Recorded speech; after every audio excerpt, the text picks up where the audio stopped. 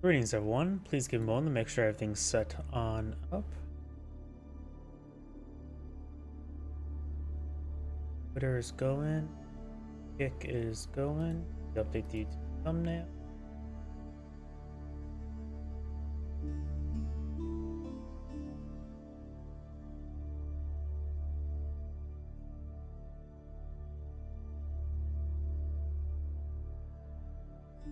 YouTube is going.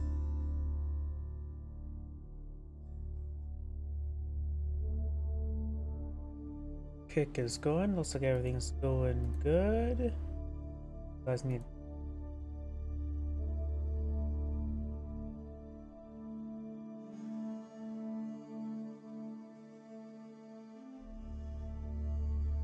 And looks like everything's good. And immediately my computer gets a lag spike when I was saying everything's good. What a great way to start off the day. Give me another moment to double check my other computer.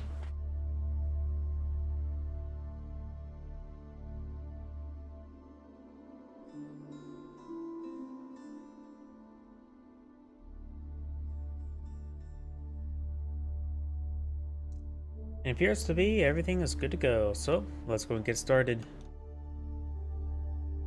Well, at least let's go ahead and start finding a replay. Last online 3 days ago, so it should be on this current patch. Hopefully. Let's see. Today's the 6th. Too short. You know as well, from some other reason, the main menu for me is a little bit laggy. I don't know why. Probably because I need to update something, but I don't want to update stuff because stuff tends to break. Could do this one, live on the short side.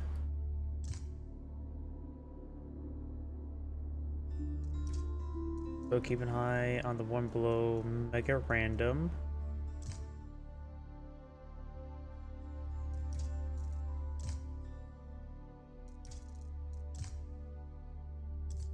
Your matchup and just as short.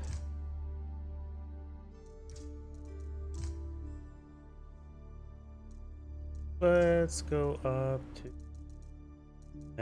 the one below Mega Random. Really, it's a good way to get the day start off with.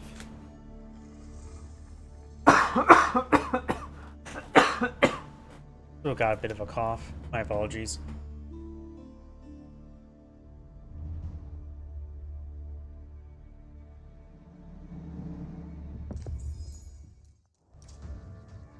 Greetings everyone, and Great here for another HPARS 4 replay. Spawn on the south side as the blue English with L Sensei. Spawn on the north side as the magenta Japanese of Liquid Demu. Now has an apostrophe in his name. Either way, we do of course have villagers going out in the field. When it comes to map generation, you see of course the bit of berries up here. Not really good food source until it gets the initial Tawara research, whatever it's called.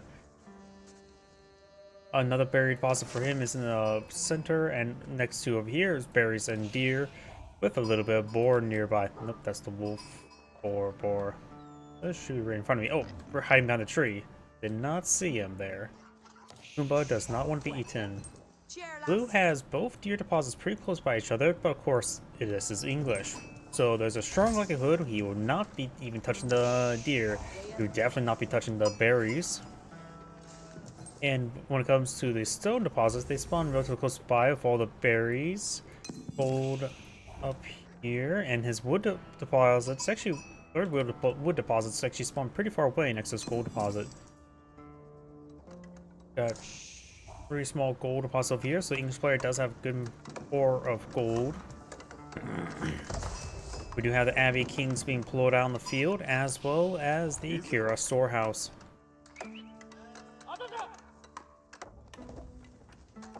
There's the Tall Wall research, which also does act as a half a wheelbarrow. So now the berry collection rate is faster than the sheep collection rate. The berry collection rate is 0.67, and that increases the collection rate by 25%, which is at least above, what, close to 0.8? 0.8. One is deer collection rate, while sheep collection rate is 0.75. So it's definitely faster than sheep, but I think it may be still a little bit slower than deer. Either way, we got another outpost going on up, another farmhouse. He can also get the level 2 research. Will definitely make his berries collect up faster than deer, but deer is still a good source of food and free. The Kira storehouse, of course, will pull out free farms as well. Berries will offer a faster collection rate, while the farms, of course, infinite and free. So maybe a good idea to utilize those free farms to prolong other food sources. The free king is now pulled on the field, ready to push his way forward. Now this side is collecting up any stone, though the English player did actually collect a little bit of stone. He is going for a second town center next to the deer deposit. So he will be making usage of the deer. And seeing how close those two deer deposits are, I think that's a great way for the English player to play out. Go for a second town center, get the deer, and not just turtle up and grit farms. King does charge his way forward. There's a good strike there on the villagers. The king does have only 2 range armor, so it will take a little bit more damage from the outpost. The outpost does have arrow slit research as well, which will give him +1 range. Now the king's got to stay on back and get some health regen going.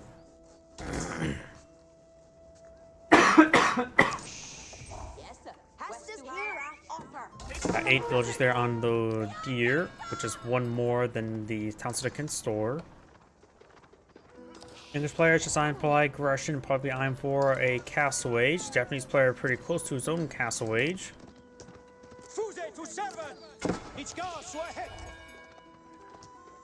The king has taken a bit of damage there.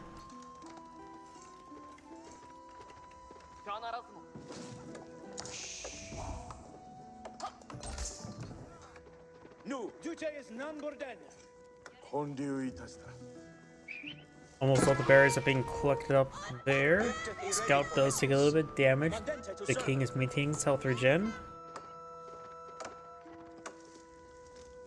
This outpost has also been upgraded with an arrow slit.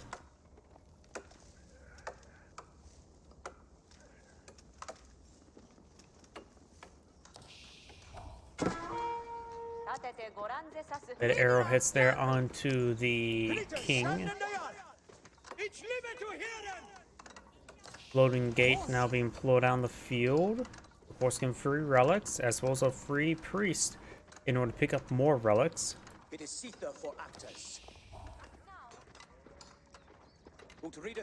The king and scout are moving around. 7 villagers on gold right now. English player is still pretty far from aging up. We do have a round of farms. It does have a good amount of sheep still alive, so when it's time to come, he does at least have food sources available that do not require the dirt cheap wood costs of the English farms. Significant bit of transition food sources at least. Mill there looks like has been cancelled. Loading gates now complete. The first of the what's it called? Yoshiro's now inside the stable, going for a round of mounted samurai.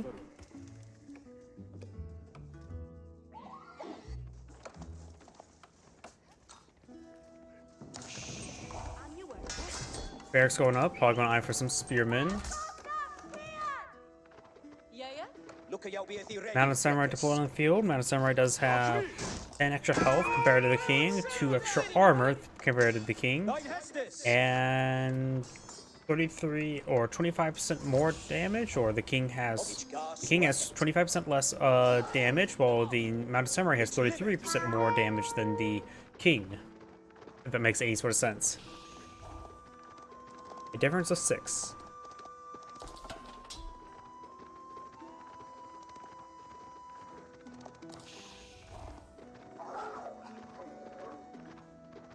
Scout is, of course, being pursued a little bit. Not sure the king may have went. There he is.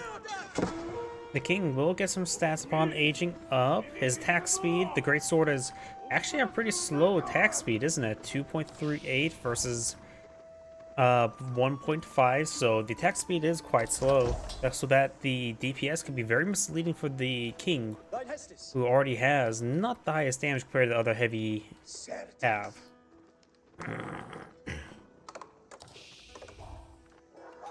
Do now the White Tower going on up on the front line. The White Tower's course is a keep. Not eyeing for the King's Palace, eyeing for some, perhaps just eye for defensive structure as well as, since it is English keep, mixed military capabilities. You got a round of hardened spearmen here, not bad. Maybe a little bit, have a trouble and needs to get out. There's the veteran spearman research, scout down, not a big surprise.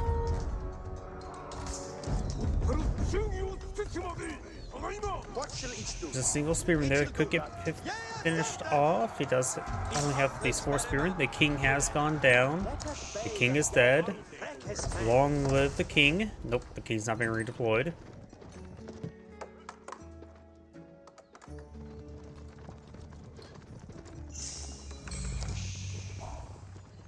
Do now the Daimyo Manor now being built or researched? Upgraded, that's the term. And going for his final wheelbarrow tech, so you will have 1.5 wheelbarrow research.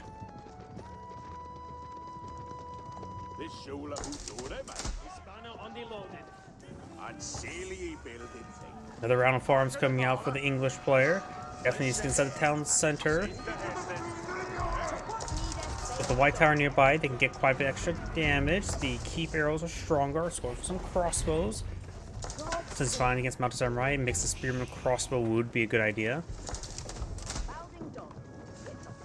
Various economic research come on the way for the Japanese player.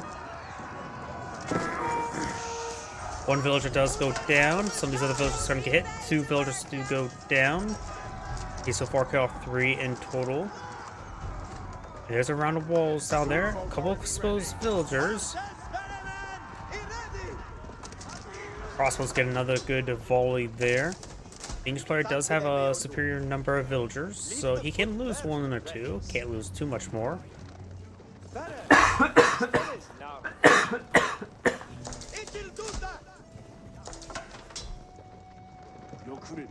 English player going for a bit of range damage will help out primarily with his defensive capabilities. His opponent's going for range armor, does have 1 level of range armor, which will cancel out the range damage.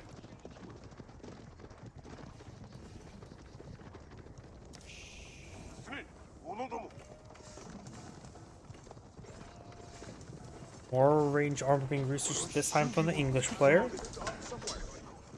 Also got a mounted bannerman, the Uma bannerman, or however you pronounce that. Villager does go down there. It does have textiles research, but the damage output right now on these units are pretty high. And the English player is losing a good number of villagers there. Very little response. These units are up to 5 range armor, so the town center arrows are not doing too much damage, and the villagers are knocking inside the keep. Some of Magenta's villagers being gunned down by the crossbowmen. 3 of them did go down there. Some of these units are going down. 6 are being captured up by Magenta. Magenta's picked up Flame 3 relics, has picked up 1 more. The last relic has just been picked up as well, so Magenta may get every single relic. We got some Onobushigas, veteran Onobushigas. Longbowmen would do just well versus them. Man-at-arms can do quite well as well. Especially in this age, they can get man-at-arms get up to 8 melee armor, which makes it so these Onobushigas do a lot less damage.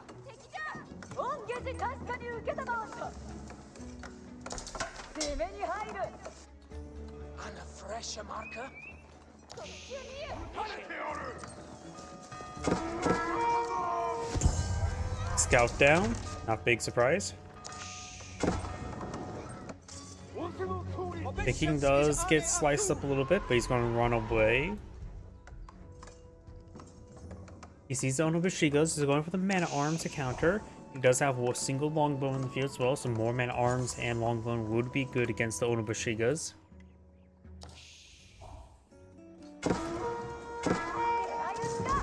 And that Mountain Samurai does go down. Obeisance is ane atu. The king's not getting ripped apart. He does stay alive. He's quite healthy right now, or can be quite healthy. He resists quite a bit of small strikes like that, but the king does go down. Armored clad being researched. Regular man at arms research now on the way. Something to shatten.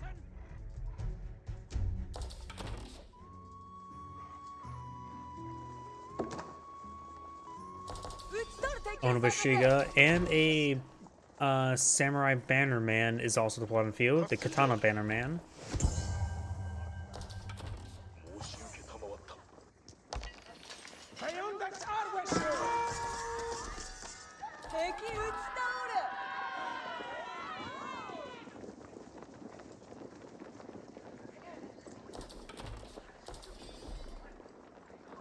Got a fortified outpost being researched by the Japanese.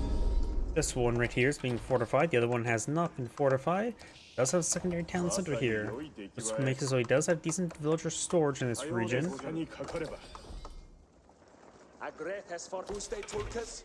Got 6 longbowmen field, no veteran longbowmen still in the way. He has all the range damage. He definitely needs melee armor. He sees all the Onobushigas. Like, you want range or melee armor against Onobushigas. First level of melee armor's on the way. Onobushigas rip their way through those spearmen, no problem. Man armor's a bit more durable. They do have armor clad, but stacking more armor is very important. Right now, these Onobushigas doing approximately 11 damage.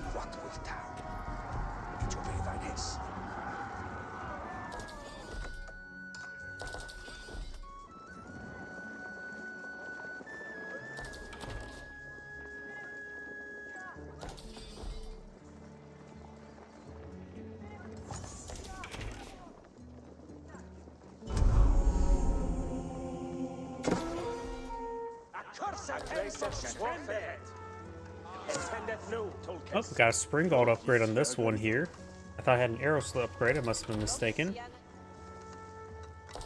Another outpost going on up.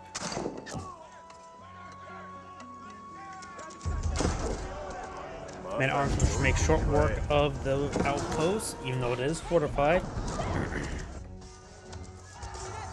Onobushiga is now engaging these various villagers. Not enough storage for these villagers to hide away in. They're running towards the White Tower now, so some of these villagers will be going on down. Blue will break through that outpost. It does not have any villagers on the inside. The White Tower will provide some good fire support to protect this region.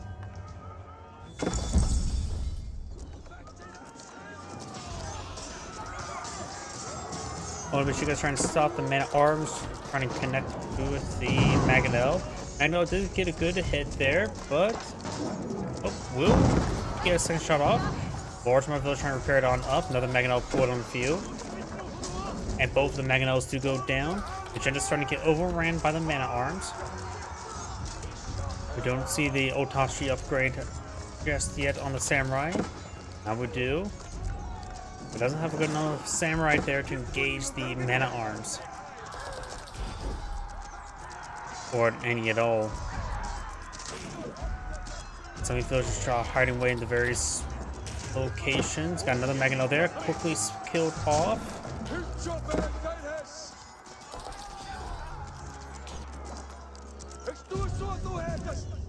And arms pushing down over here, trying to regroup his forces. Over here, more Onobushigas push way forward, getting some hits there on these villagers. The Onobushigas are taking quite a bit of damage. They will be pursued by these man-at-arms.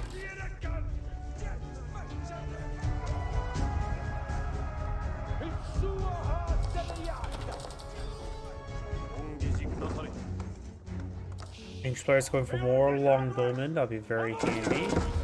And right now, the Japanese player doesn't have a whole lot. It has a massive amount of gold, so you may want to go to the market and buy some food or do something with it. Right now, just having that much gold in the bank, it's not going to accomplish all too much.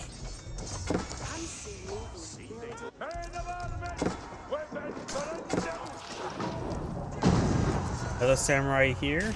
Attack speed of samurai the same as men-at-arms. They do also have higher base damage than the samurai. Or, nope, maybe I was misreading that. Good number of the Magenta's villagers are starting to get hit there. Magneto does take out another long bowman before going on down. And Magenta backs out of the game now. This is Adam Gray saying thank you for watching, and on to the next replay.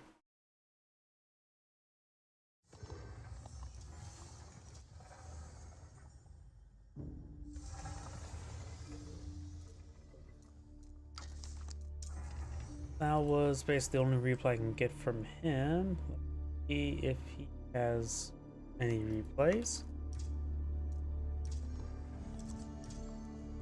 Hidden.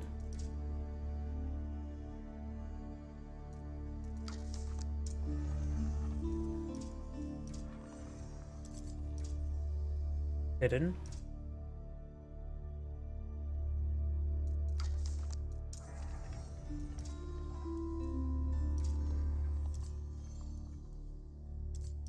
Hidden.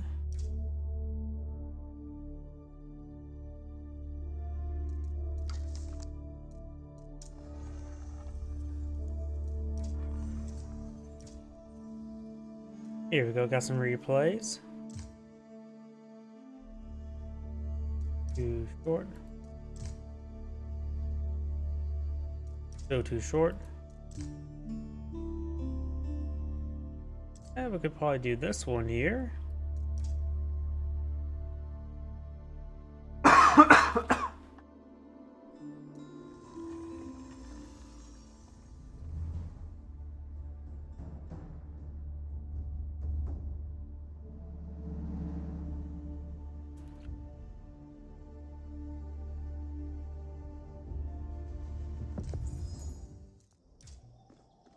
Greetings everyone, and Great here with another Age of Empires 4 replay. Spawn on the left side as the orange Ayyubids, we have 3DB2. Spawn on the top left side as the yellow Holy Roman Empire player, we have Kill Jardy.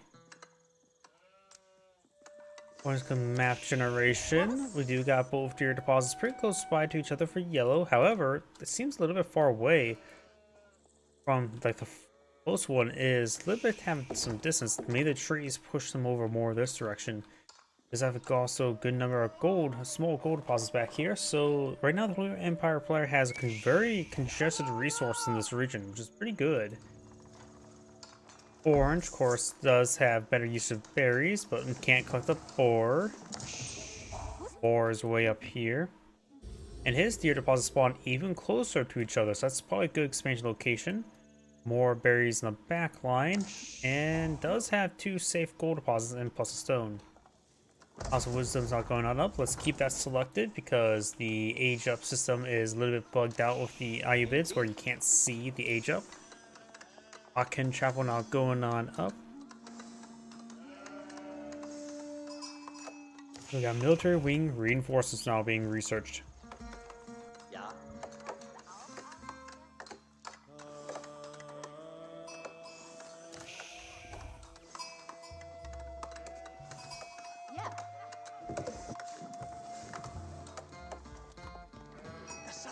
Orange finding a handful of sheep there. Yellow does have a decent number of sheep as well. Akin Chapel will be put in a position where I help him rapidly collect up his gold, the sheep, and some wood. So it's probably a good spot for it overall.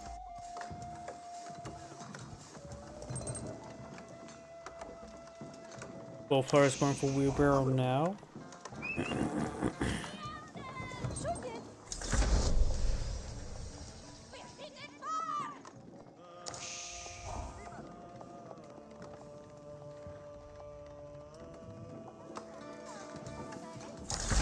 Outpost there. The free desert raider now pulling field, switches over to his bow.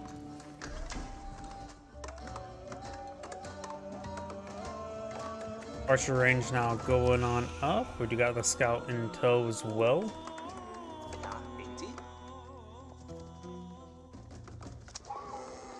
Takes out deer, you monster. Orange now trying to find out to engage these villagers. The Townsend arrows do reach out pretty far. And he is collecting quite a bit of wood there, so maybe he is eyeing for another town center. He's building out a barracks now, as well as an archery range, so he's not eyeing for a secondary town center.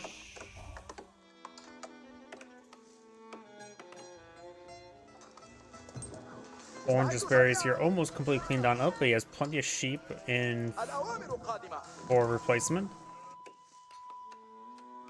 جهزت سكوب.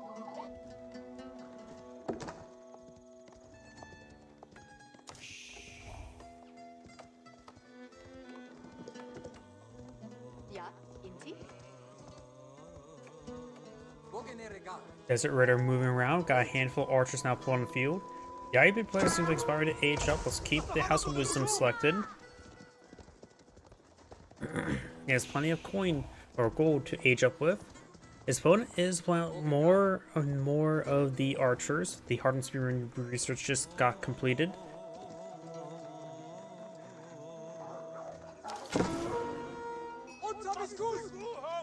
Archer and Desert Raider now engaging each other. We got a pair of archers now pulled out there. Desert Raiders do have a little bit more health than archers. Their damage output is higher as well. Another Desert Raider pulled on the field, another free one.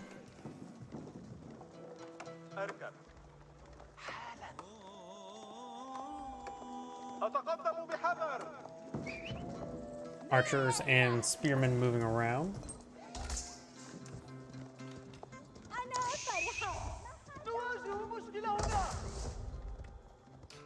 Golden Age Tier 1 has actually not been deployed on the field. He really should actually eye to get that out as soon as he can, because it does give you quite a bit of extra resources to work with. 10% of resource income does add up quite a bit. Now he's aging up to get the... Oh, wait a second. Usually we see the advancement for faster and cheaper age up. We've got actually the culture bring logistics, which will give him 3 dervish.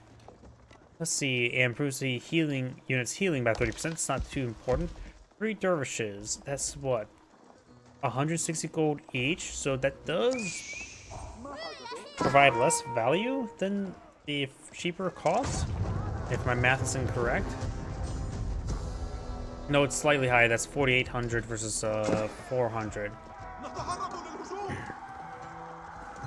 But you will also get those dervishes out immediately, so you can quickly grab some relics. Which also may deny his opponent from going for the Hercules Cathedral.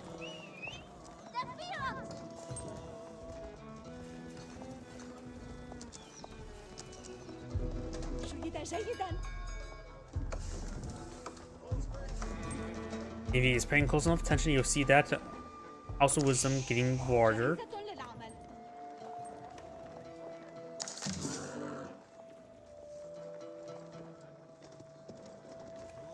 Couple villagers up there collecting out some berries. Blue Empire players going for survival techniques now. He's also collecting some deer. One villager does go down.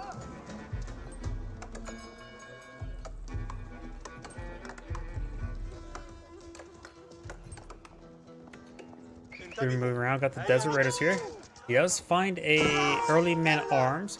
He does switch over to his melee weapons. Some melee weapons are decent damage, and plus he has plus 5 melee inherent melee armor, so they will beat the man at arms of 1v1 no problem, and it does go ahead and not engage in 1v1 as well.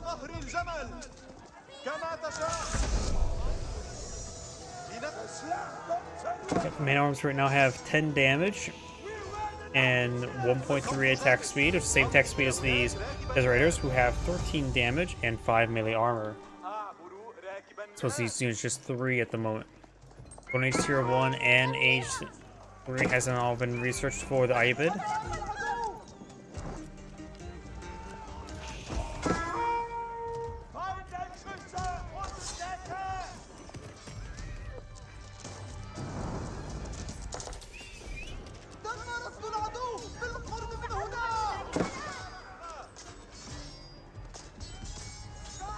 Dervish there in small numbers can easily keep these Desert Raiders nice and healed up.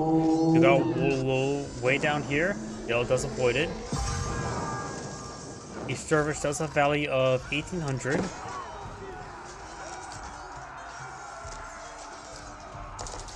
That one Dervish does go down once he doesn't have a monastery or mosque for the relic just yet. More Desert Raiders being pulled on out. Does get all the mana arms. And these are probably just regular horsemen right now. Does get some Gilongs.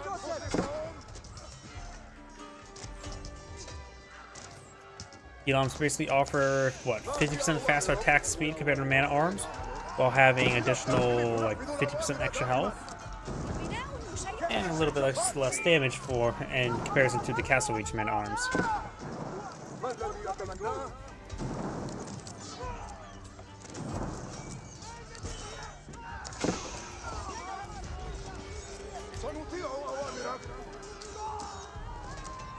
The small number of Gilongs is going to be very effective. Right now, these archers only have 5 damage. The natural 4 armor of the Gilongs will make them so resist all the arrow fire.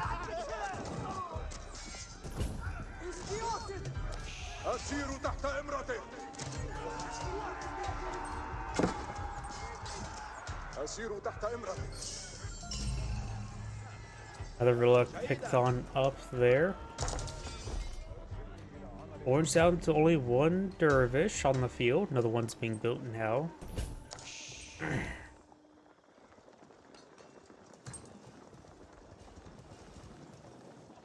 Alarms are here in good enough numbers to defend. Orange should be just fine.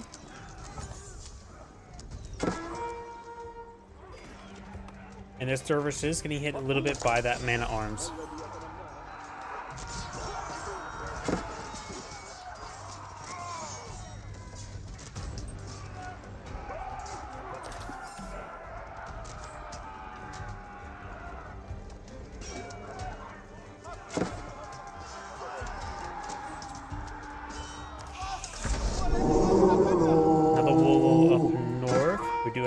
The dervish takes some hits and does get himself a free mana arms. Granted, it's just an early mana arms, nothing too significant. More Gilongs being pulled on the field. Holy Empire players not aging up anytime soon. These archers are simply not cutting it. He does have +1 range damage, opponent does have +1 range armor, so the archers still just do 1 damage each against these Gilongs. The IB player could eye for some horsemen.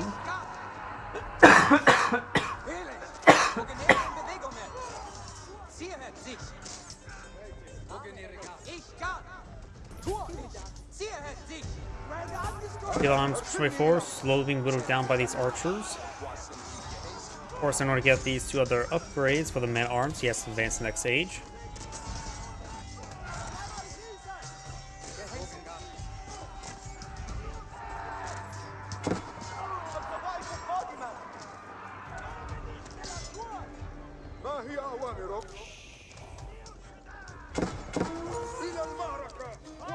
Just a couple of Desert Raiders did push on forward with no inherent range armor.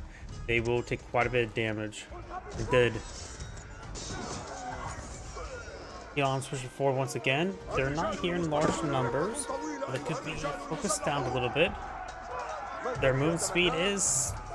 Well, that could be just a comp... yeah, their move speed is slightly faster than normal mana arms, but marching drills for the Holy Empire player will make his mana arms still just clearly faster.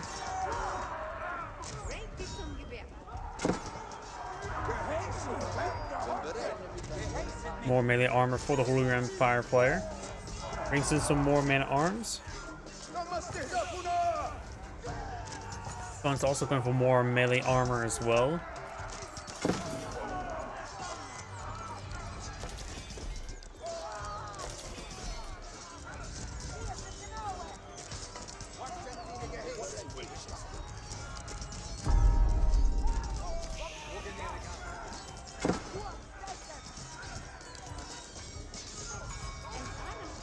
Orange's Gilongs do get cleaned on up there. Village just being retested these berries, but there's not a whole lot of berries left.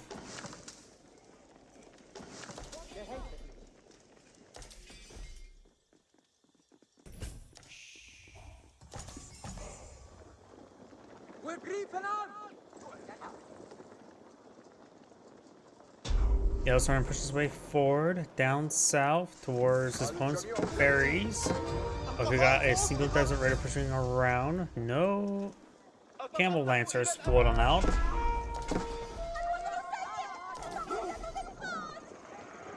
And additionally, Orange has claimed every single relic on the map.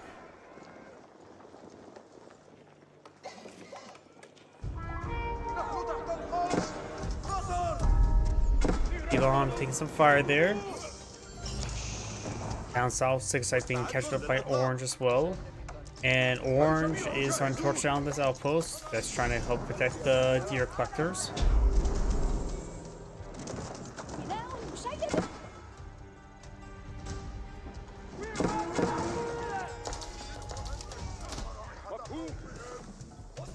Arms forcing back those men at arms. The buried deposits are being cleaned up pretty quickly. Now Orange has cleaned up every single sacred site.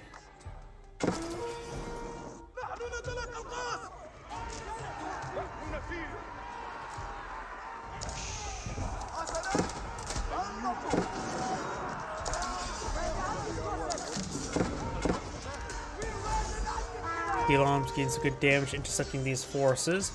Archers are moving around trying to hunt down some villagers. Ivy player is currently aged 2. The Ivy player does have a little bit of resource to work with, not a lot of gold or food, some wood to work with. Low Empire player has about as equally lacking resources, a bit more so. Now we got these men at arms, getting some decent damage there. Gets killed off by one of the Gilams. That man at arms does go down as well.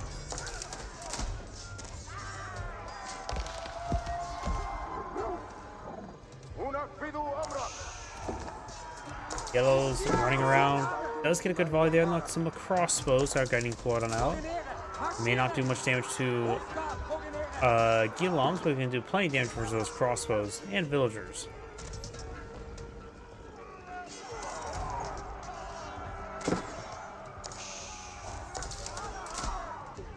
Gilams slowly being whittled down, being focused fired by these Gilams.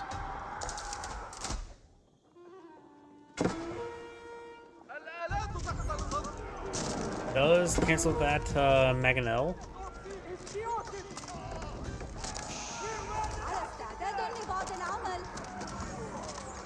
Gilams now trying to engage intercept.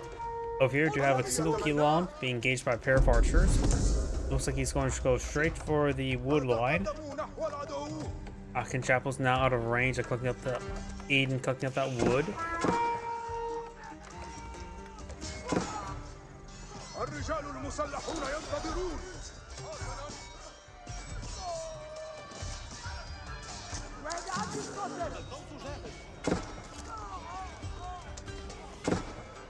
Yellow's still pretty far from aging on up. We've got a good round of archers, getting some hits there onto Orange's villagers. Yellow's killed more villagers than his opponent. Yellow does have not a secondary town center, nor does Orange.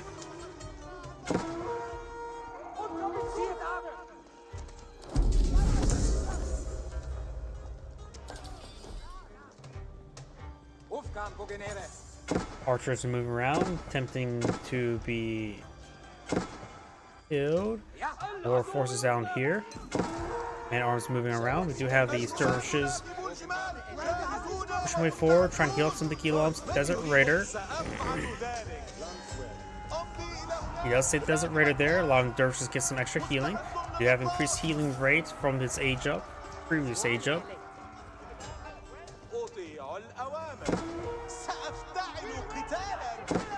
Oh, we got some Gilams, or made up straightforward. We got the Gilam and Desert Raider here, or Camel Lancer here to protect.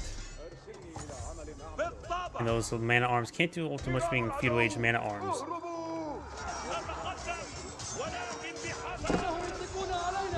When the dervishes do go down, Yellow's force is getting some good damage. All the camels are now down, leaving Yellow's just mana arms engage these Gilams.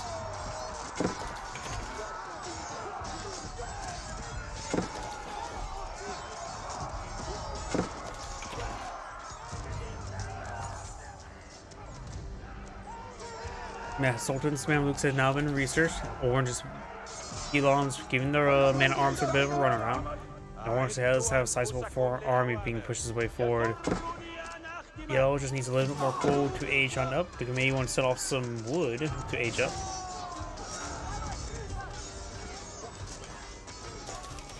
There you go, he has enough to age up now. Probably a Bolgraf Halls would be much better. He does not have any relics available on the map to get for Regni's Cathedral. Additionally, the fast age up will allow him to get veteran units pretty quickly. Regni's Cathedral is being put on the field. I'd very disagree with that, since it just simply cannot utilize its capabilities.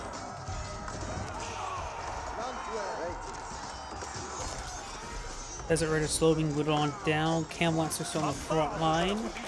Got a couple Camel Lancers, actually 3 Camel Lancers and a couple Giloms.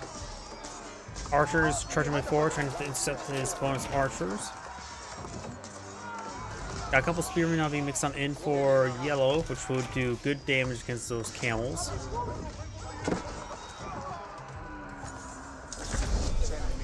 And Yellow's now going to be forced back into his town center. Yes, Gilons will do quite pathetically 4 damage. They have 17 damage versus their opponent's 6 range armor.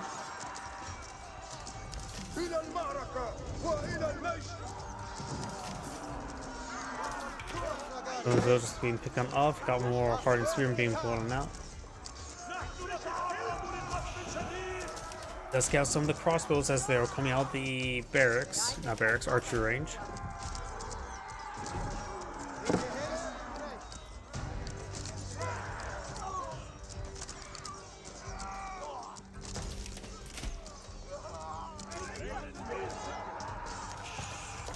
Giloms getting some more and more good damage there. Orange just now cut off his 20th villager. Does only cut off 10. Giving Orange a nice villager advantage. More forces are streaming on forward. And Yellow's been scooped up in his own town center for a bit of time. Villagers being brought on off, trying to defend their homes by shrinking all of them.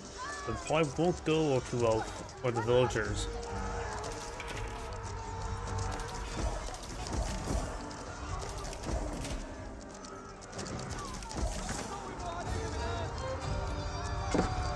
Another Golden Age is now available for the Ayyubid player. War reinforcements are streaming on in. Some Gilons are slowly being whittled on down. And looks like Yellow backs of the game. It's Great saying thank you for watching and on to the next replay.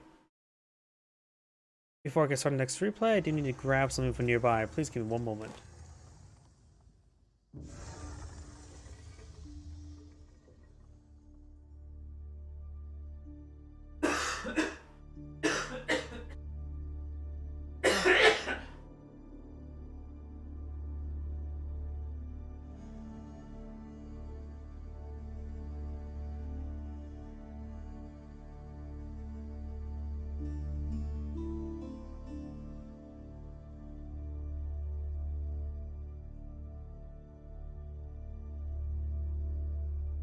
Sorry about that.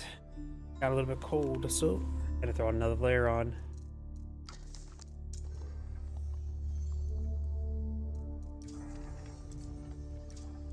Let's see now. That was Dry Arabia, right? Yep, that was that one.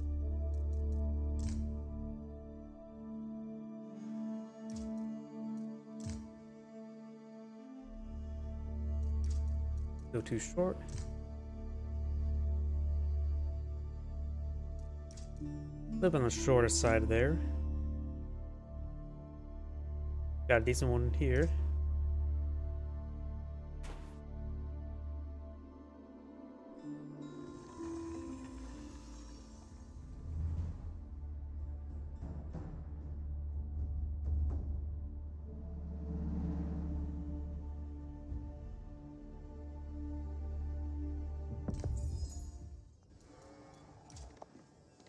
Greetings everyone, and Great here for another Age of Empires 4 replay. Spawn on the right side as the orange Lone Empire player of Kiljardy. On the left side as the blue Jeanne d'Arc, we have Averly. On a map I really don't like. This map is sparse in wood, all the wood deposits are pathetically small. When it comes to other field generation, blue does have a large gold deposit here and a large stone deposit here. a decent amount. We've got deer near boar and gold deposits. Maybe a good spot for expansion location. But the deer deposits on this map as well are pretty small. They're groups of 3. But there is a good amount of sheep on the field as well. This map is sparse on food and wood. The slower collection rate on the sheep is quite notable as well. There's also a bunch of small berry deposits, but neither side are Islamic, so you can't make use of the faster collection rate there.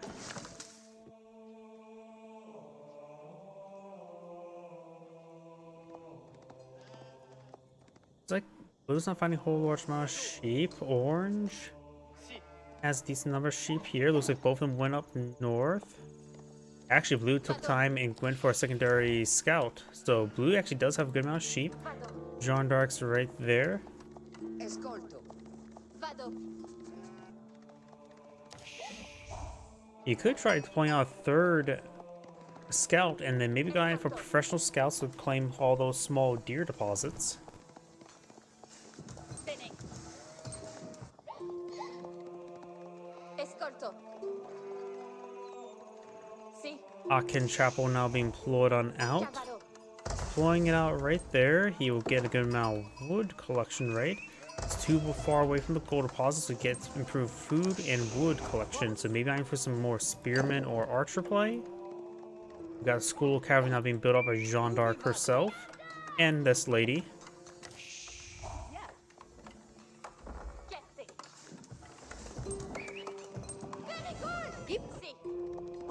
Orange does find a handful of sheep down here. Blue finds more sheep, so thanks to Blue's extra scout, he will have extra sheep. 7. I think there's a little bit more there, so at least around 18 sheep.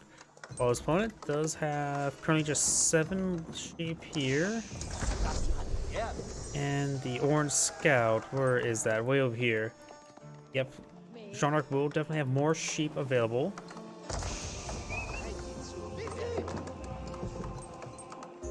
We do now have a barracks now going on up.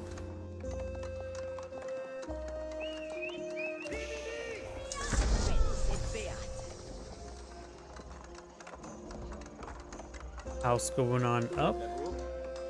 It looks like Jean d'Arc may be eyeing for a faster castle. How many sheep does Jean d'Arc have? Let's switch over to her. Also, Chicken Eye does level up to the Man-at-Arms variant. And yeah, does have currently 18 living sheep. That's a good amount of sheep there. Orange does have significantly less and will rapidly eat through them all with the Aachen Chapel. Scout taking some damage there.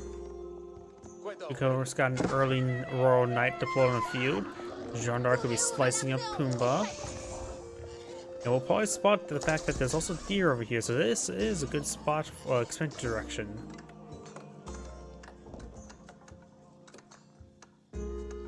Bim vrolijk.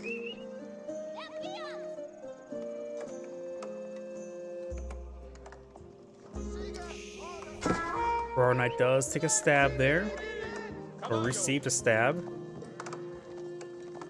20 damage, minus the 3 armor, so 25 damage per shot. Does take out a villager there. Knows his opponent does not have textiles, so able to get a quick charge stab. Now 2 Royal Knights here, they can easily overwhelm a single spearman. Horseman now pulled on out by the Holy Roman Empire player. Let's get a good charge there. The Holy Roman Empire player has no gold collection at the moment. Going for an outpost. And more barracks. Jean d'Arc does spot the other boar. 3 Royal Knights deployed on the field. Divine Restoration still on cooldown.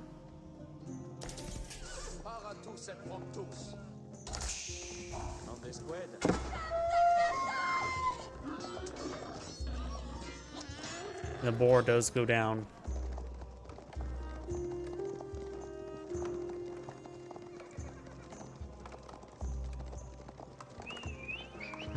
Another mining research for blue. Spearman trying to pursue this scout.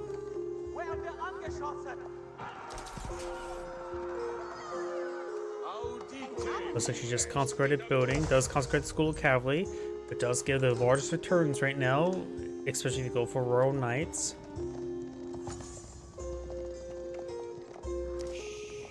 Holy Roman Empire players going for more spearmen, getting a good number of them out on the field. Scout and Horseman may take some damage here. Horseman does lead the formation there. Horsemen do have good movement speed. And we've got 13 arrows firing there. No blacksmith freezers, so can't get any range damage to increase defensive damage. Another pair of villagers there may get impaled. We got a good number of spearmen here to protect those villagers.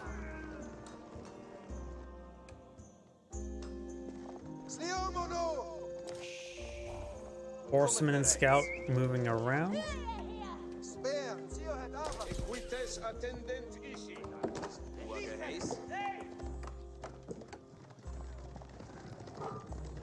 Marschiert fort. En Lindsay, comprendo. Scout going to take a little bit of damage there. It looks like these forces try to push their way forward. They did get one villager that was trying to build a stable. Spearman pursuing these Royal Knights. Does not get any stabs there. Wolf will get a bite. Scout down.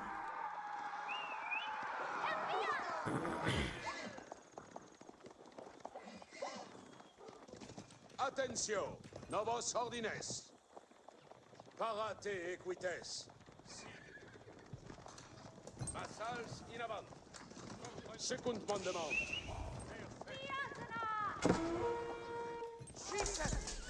Horseman will pin one of the villagers up to the free line. Does get her killed off. And the Royal Knights going to receive some damage soon. Spearman did take a hit as well. Cheerfully is now being researched. That will give some health regen on some of these Royal Knights. No one's backing on off. Over here we got some more Royal Knights. No Spearman here to protect these villagers.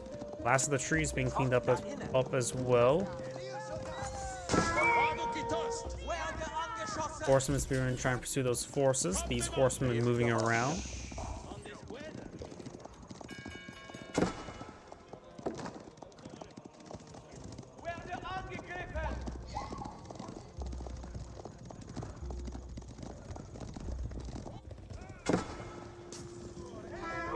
Royal Knights are taking quite a bit of damage there. They're quite wounded. These horsemen take some hits. They are too quite wounded. They may just want to ban the formation of the scout so they can run faster. Horseman stays alive. And now got +1 melee damage for the Holy Roman Empire player, as well as +1 range damage as well.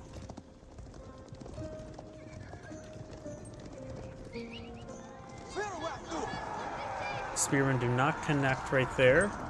You have a single outpost here for defensive capability. Spearmen not engaging the Royal Knights. Got Holy Wrath there. Did hit the horseman. Spearmen push way forward to gain some damage on the Royal Knights. Royal Knights taking quite a bit of Spearman damage. Jeanne d'Arc standing her ground, getting some Holy Wrath down. She's almost down, however. Divine Restoration is on cooldown.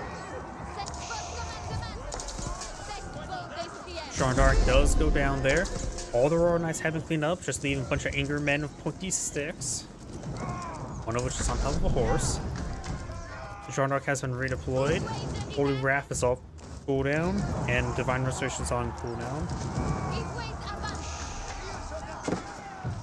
He has a great Holy Wrath there. The outpost does get torched. One villager does get trapped there and stabbed to death. Now got the Spearman now falling back as well, with Jeanne d'Arc now in pursuit.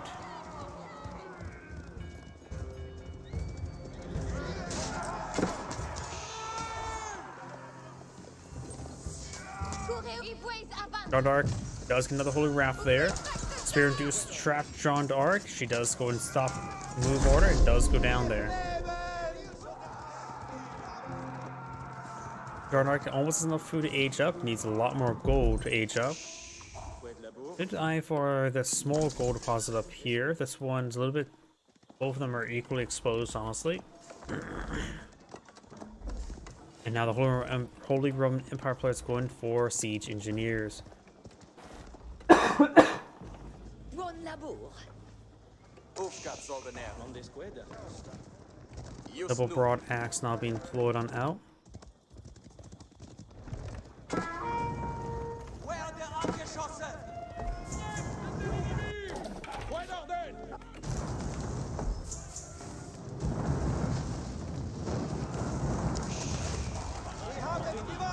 Outpost or windmill does go down.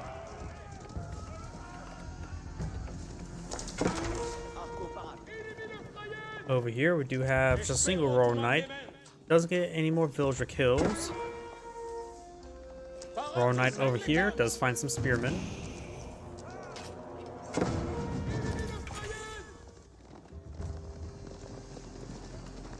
Verons, Gloria.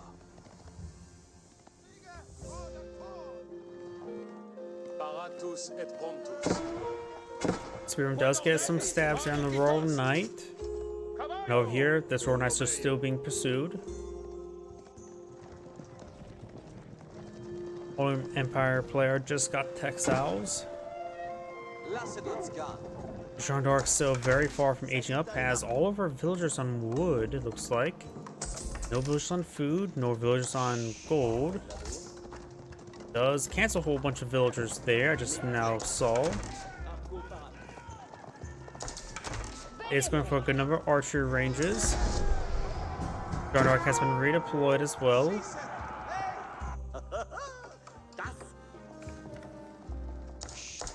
Now the villagers being tasked on the gold. Older Empire player does have a good number of spearmen and horsemen. Has plenty of gold to age up and almost enough food as well.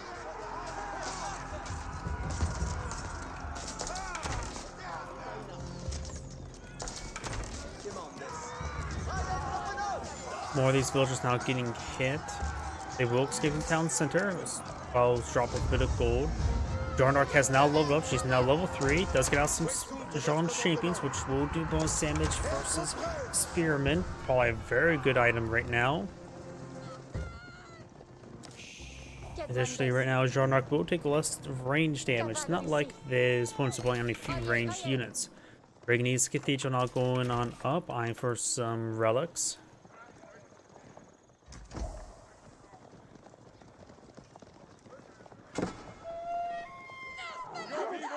Wolf does get some fights there. Dolme bien.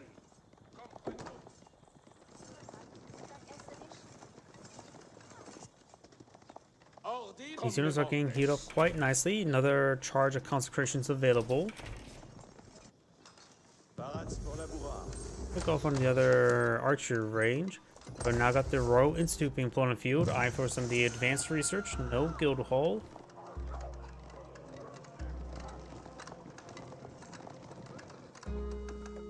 More outposts going on up.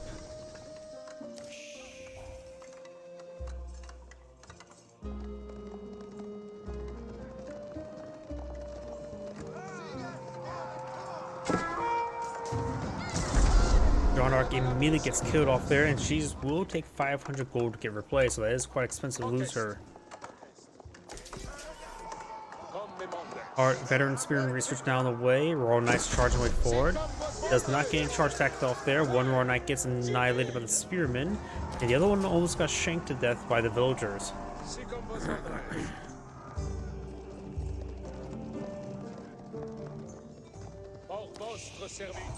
Attendez les donnez-moi vos services.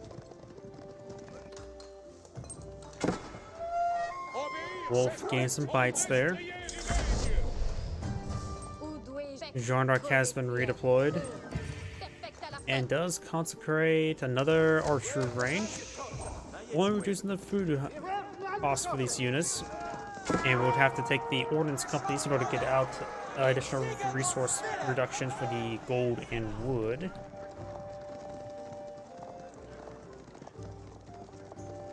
Got a round of Arbiteers not being pulled up by Jean d'Arc, which are not going to be super effective. So they don't have any of their advanced research right now, nor does this one deploy on any heavy.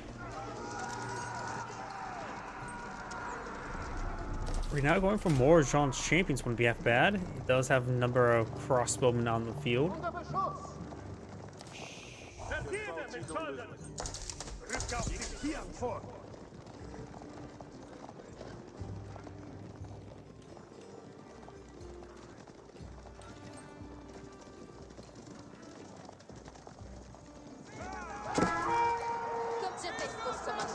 Royal Knights do take a nice volley there. Divine Restoration making order.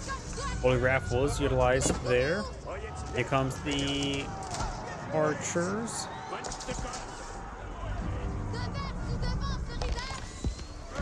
Veteran Royal Knight has been now researched. Relic now bring back a relic. Orange claimed one relic and picked up 2 more. Blue does not even have a monk or even monastery out on the field. Survival techniques now being researched by Jeanne d'Arc.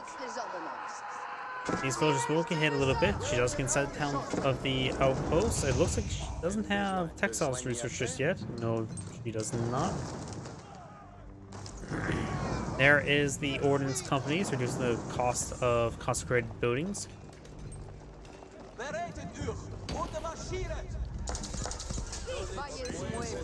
This mining camp has not been fully built. Royal Knights taking out these spearmen now, and the outpost does stay alive. Now the Royal Knights went down there, so they can just be healed up over time.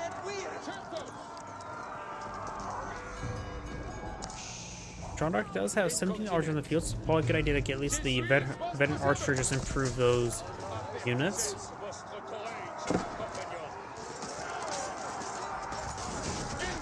Jeanne d'Arc is charging her way forward. Consecrate Samuel push way forward. Does have another round of Jean's champions. Starting to break his way through the horsemen. Jean's champions will do quite well versus those spearmen, but the crossbowmen do still pose a bit of a problem. Most of the spearmen are down. A couple horsemen remains. Jean's does only have 9 archers remaining, and they're not veteran archers.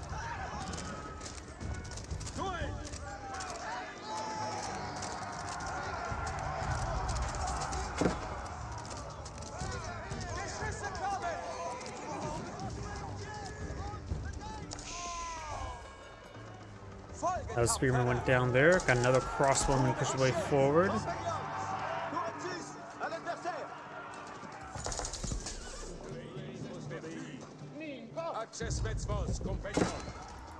So got another archer range there.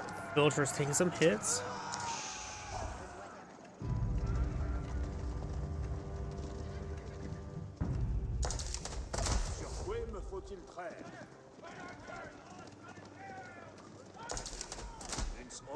Attendez les commandements.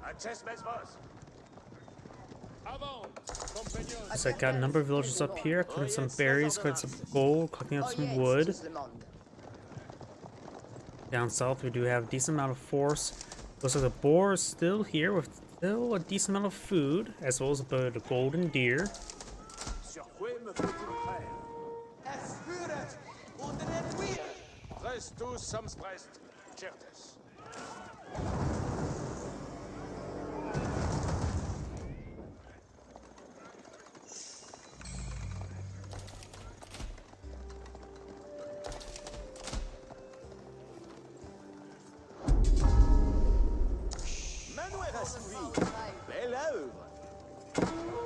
Second side up north being captured on up. Good number of crossbows pushed way forward. Got a number of couple knights, couple men-arms out in the field. Just a good number of horsemen, spearmen, and mostly crossbowmen for the Holy Roman Empire players. So at this point in time, Jean's riders would have been great as well as Jean's champions. Of course, when she deployed out the Jean's champions, there were no crossbowmen in the field because the Holy Roman players still aged too. Hopefully these villagers aren't going down. Good number of French villagers exposed up here.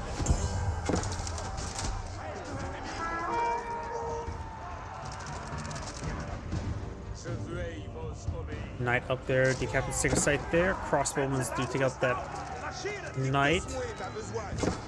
And there goes those Jean's champions. Divine Restoration has now been utilized, and these knights and spearmen pursuing some good number of these villagers.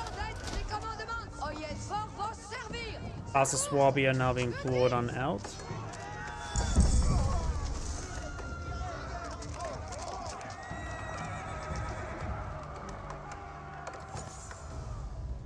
House of Swabia is being deployed out in the center of the map.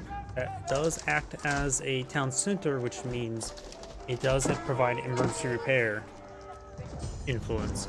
And now these horsemen being warded away by the town center. Some of these archers are going to be picked off. Une scroll for Versailles. No crossbow stirrup. No Gamerson has been. Oh no, Gamerson has been researched for the Arbaleteers. Je vais vous obéir. Das wird getan! And now crossbones there with a prelate nearby to heal them up. Going for multiple siege workshops here.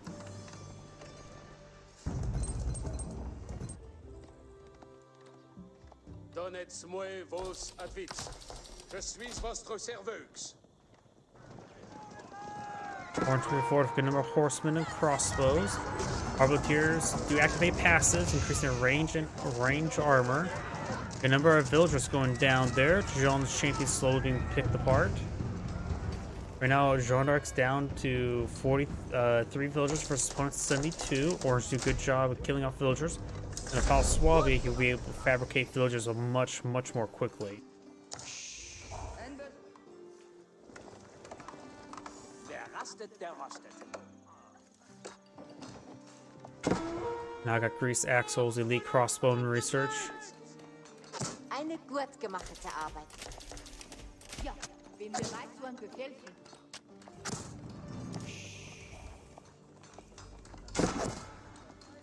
Augen offen, weil ich gehe. That knight does get picked off there. Ici les commandements. Adjust mit vos. More horsemen now being pulled on out by the Hologram Empire player. Horsemen making their way up north. They will disturb the deer. Ich werde fortreiten! Euer Befehl ist klar! Companion equipment now being researched. Ich gehorche eurem Befehl.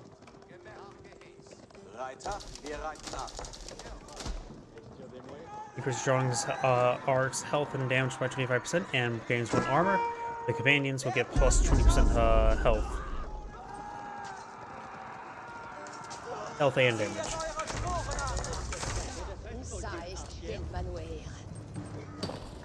Horsemen backing on off. Got still these villagers putting a bit of wood up here. Jean d'Arc's making her way up north. We'll start splashing down some of these villagers. She does get hit by a bombard emplacement there, which does do range damage, and she does resist 40% and 45% of range damage.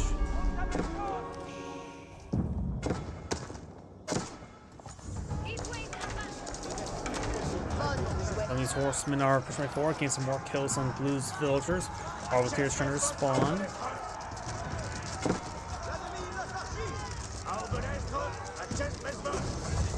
There's anything passive there. Horsemen starting to connect.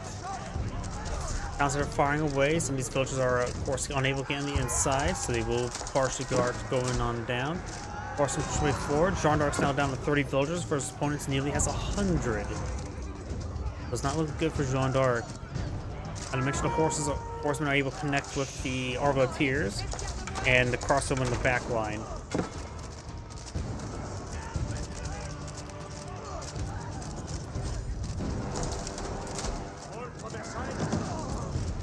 Mangonel pulled on out there. Jean d'Arc does back of the game now. This is Angrade saying thank you for watching, and on to the next replay.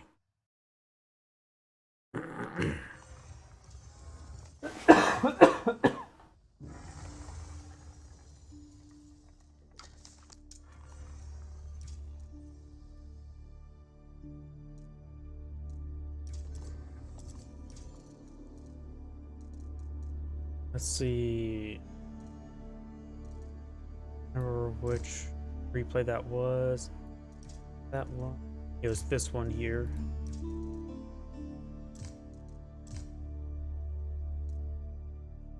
Could do this one. 36 minutes is a decent length.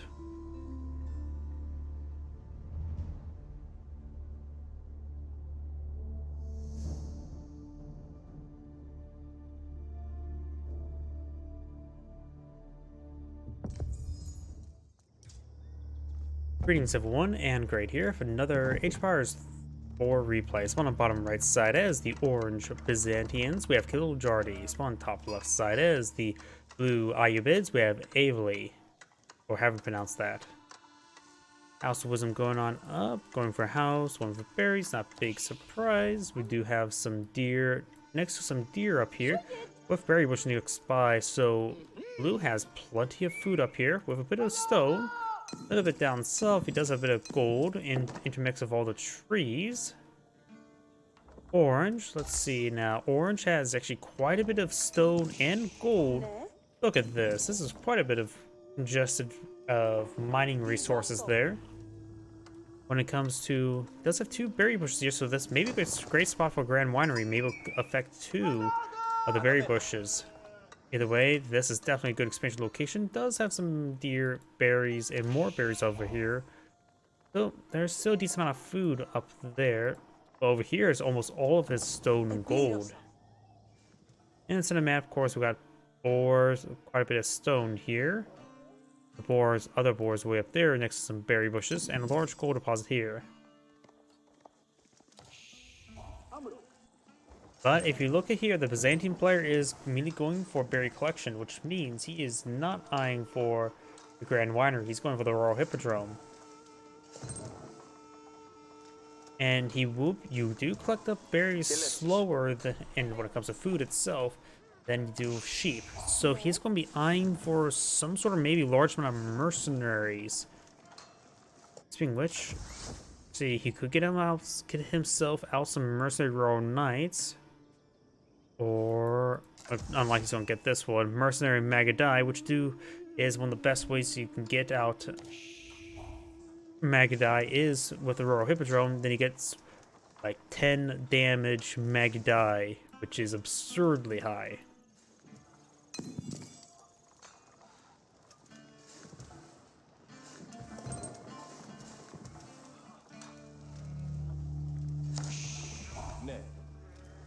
Ayyubid players, of course, aging up, and he's aging up with the economic wing growth.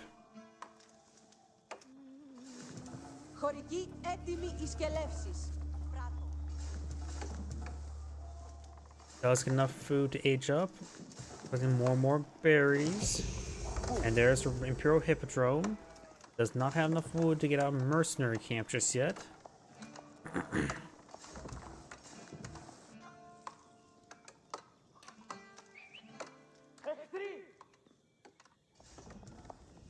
Blue does have a decent number of sheep here. Orange not so much. So it's like Blue's doing much better in the sheep game. Has a couple sheep here as well.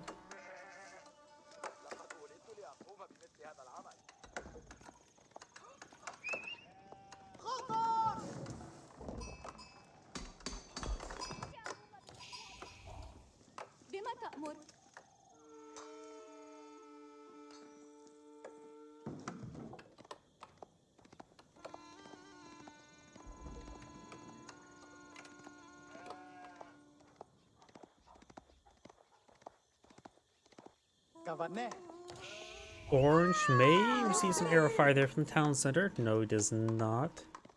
We'll spot that gold deposit. And we'll see the Mercenary Magadai or Mercenary Desert Raiders you could claim. Your Hippodrome's almost complete. Usually I fast forward during the economic phase, but I forgot to do it this game. Imperial Hippodrome now pulling the field, going out for a horseman immediately. As well as a mercenary house. Let's see. I'm not sure what type of mercenaries she should go for. Ayyubids tend to go for a large amount of camel lancers.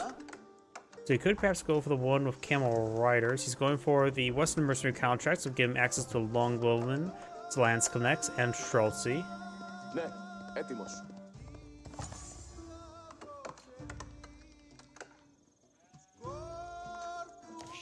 Η διαταγή σου.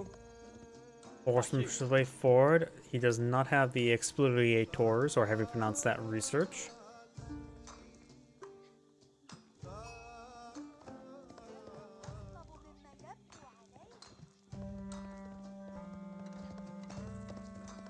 Desert Raider now pulled on the field, which will debuff the Horseman, so it does 16 damage for attack against the Desert Raider.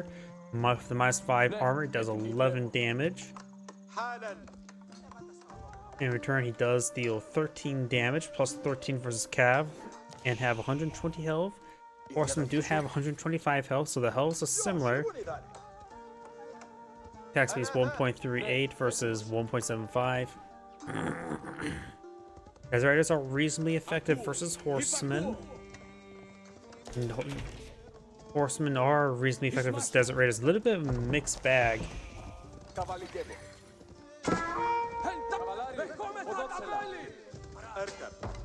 Guys, take a hit there. Throw some arrowheads upon retreat as well. Desert Raiders don't move as quickly as Horsemen. Got a round of longbow and pulled out the Byzantine player that can easily deal with the Desert Raiders.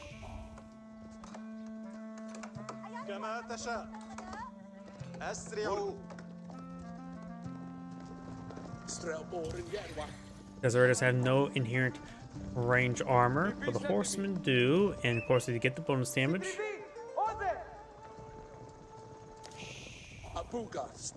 Longbowman pushes the way forward. This Horseman will spot some stuff. Or may need to take time to get some reinforcements grouped up back here. Got a cistern here, should cover up all the berry bushes. One blues villages to go down. And the Horseman does go down as well.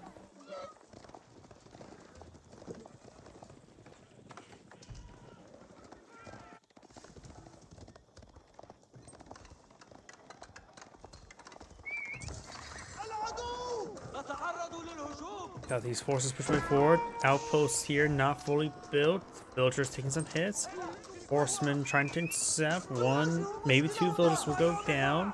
Two villagers do go down. He does not have the exfoliators. Did activate the critical defense, which will give him +2 armor.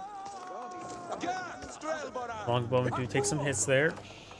There's also live. Outpost is destroyed. Going for the mill next.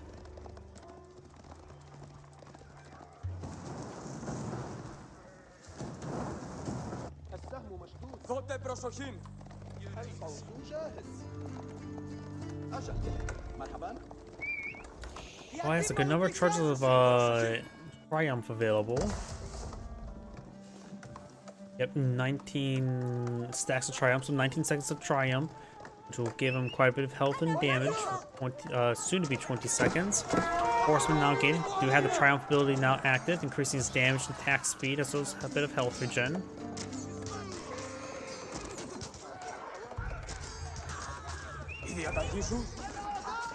Longbowman taking some hits there, but so are these archers. Most of the archers are now almost dead. So he's trying to defend himself with his own Horsemen Desert Raiders.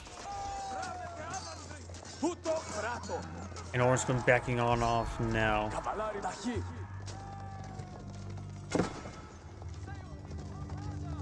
Orange now is starting to pull out some Militani to engage his various opponent's cavalry.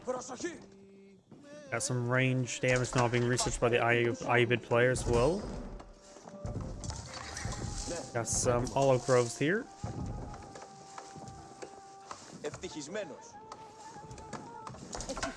I was going to take time to clean up these berry bushes. Give him quite a bit of mercenaries to work with.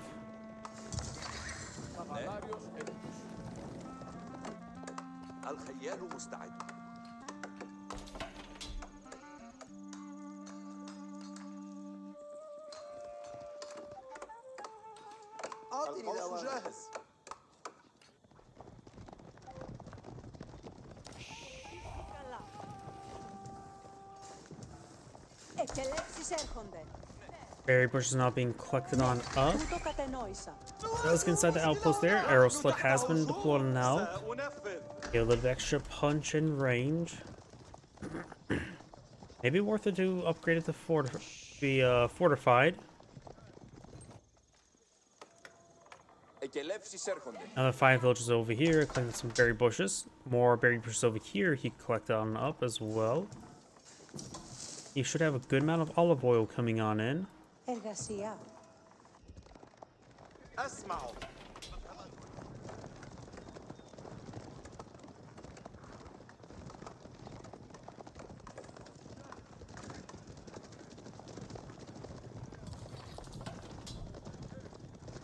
Now we got exfoliators being employed on out. We'll give his horse, the Byzantine horseman, +2 damage against workers and get a bit of a cash bounty upon killing them. He is herding the deer towards this mill, not bad. Not great placement there.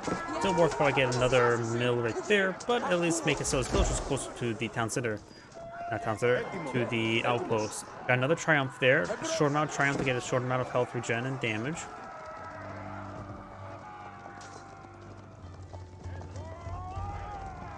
Επιμελώς επερχόμεθα. Καβαλικεύω. Orange's army here is 9 good healthy numbers. One has a good number of archers on the field. Right now it's the army at 35 versus 22. Do note the olive oil tends not to be calculated down here. And generally the Limitani gets valued at 8 down here as well.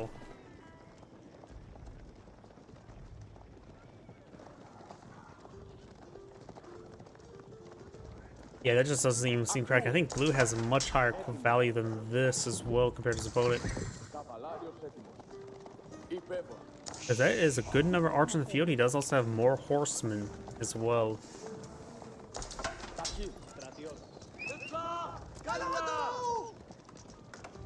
Blue's backing on off. I wonder if we have... Nope, no age up just yet. There's, of course, golden age tier 2. So just gonna get inside the outpost there. We've got a decent number of horsemen and Limitani here. Outpost taking some massive hits there. Almost fortified, does not get fortified. Some of his villagers starting to go down. The horsemen starting to engage. Just use a little bit of triumph to get him a little extra damage, speed, and health regen. Blue's archers now getting hit by some of the horsemen. Looks like all the desert is now down, which means Orange's horsemen are doing full damage now. Longbowmen straight forward, getting some decent damage.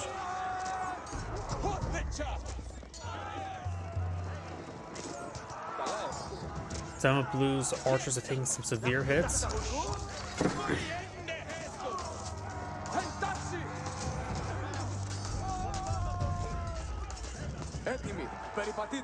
All the horsemen and archers do get cleaned up there. Blue does have a little bit of force here, nothing too significant. Starting to clean up some berries here as well.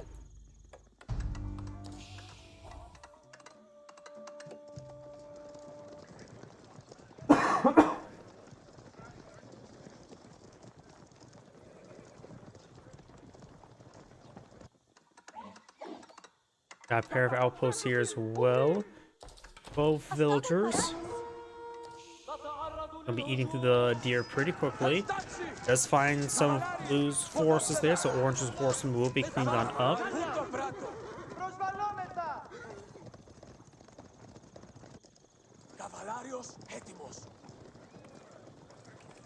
Orange right now has 10 longbowmen out in the field. Horseman push way forward. He probably has like 3 charges of triumph. Oh no, that's 35. He does have a significant amount of triumph now stored on up. Starting to torch down some of the triumph there, so the 35 seconds of triumph will give him quite a bit of health and damage. I'm surprised he had so much. Did he add some new mechanic how triumph can get generated?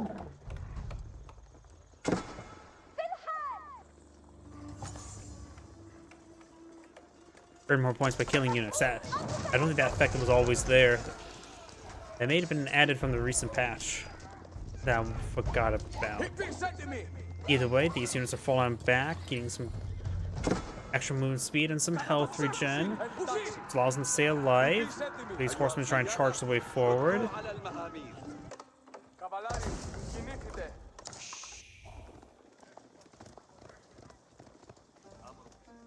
Another IB player does have all the research, research bar in the gold, initial gold research. Orange now eyeing for a bit of research now. Wood, gold, border settlements, and some melee. The IB player is about to age up, so let's click on the House of Wisdom and keep an eye on its research. Probably going for economic wing advancement, I'm guessing. Ultra wing advancement. Could be a good idea to go for military reinforcements. Or maybe in the Master Smiths, give him immediately all the level 2 armor and melee damage.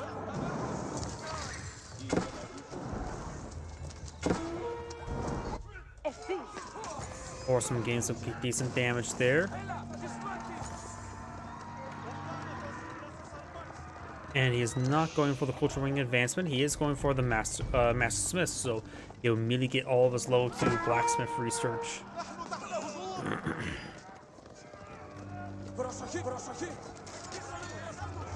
Archers do kind of need a little good volley there.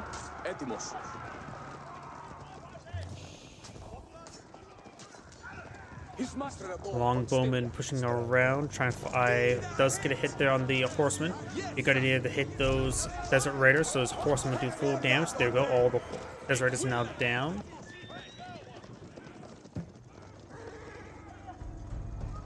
Now we get a big line of wolves there.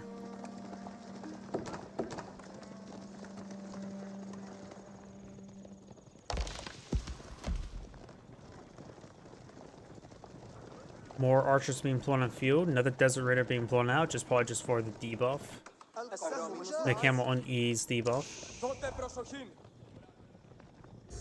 Now got the Golden Horn Tower now being blown on out. If he really wants to, he could perhaps also delete the mercenary camp after getting level up, so you make sure that the actually no, that will still get the Western mercenary contracts. But he could potentially mix in some of the trade post mercenaries as a random choice you can get.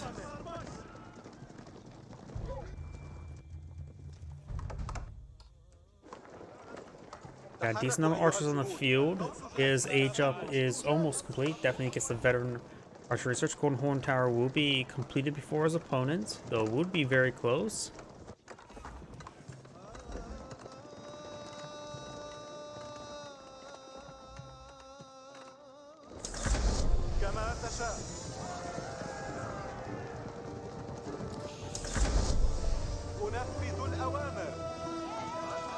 Got an archer research and the Mamluks, Sultan's Mamluks.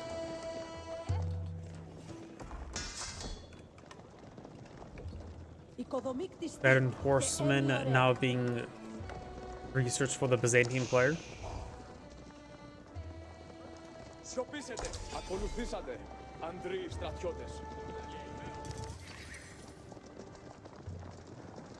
Byzantine players are going to go so Varanian Guard.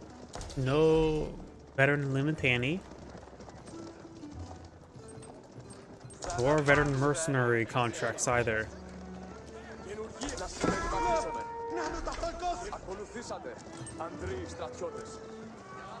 Orange's back off that gold mine. There's some other gold mines for him to clean up. Yes, he is.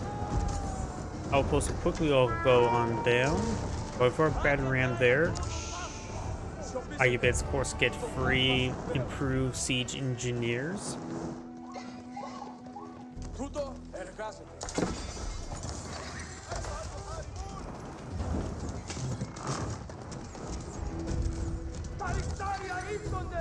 Horsemen moving around. Do have a number of villages there that could go down.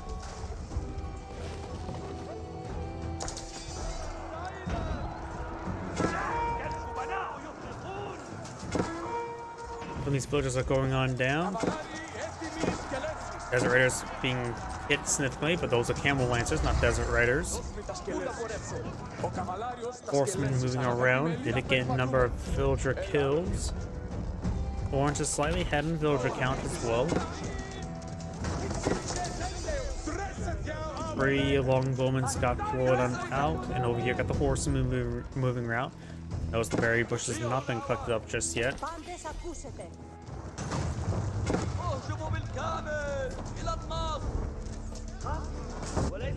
Horsemen now moving around, trying to find another opportunity to engage.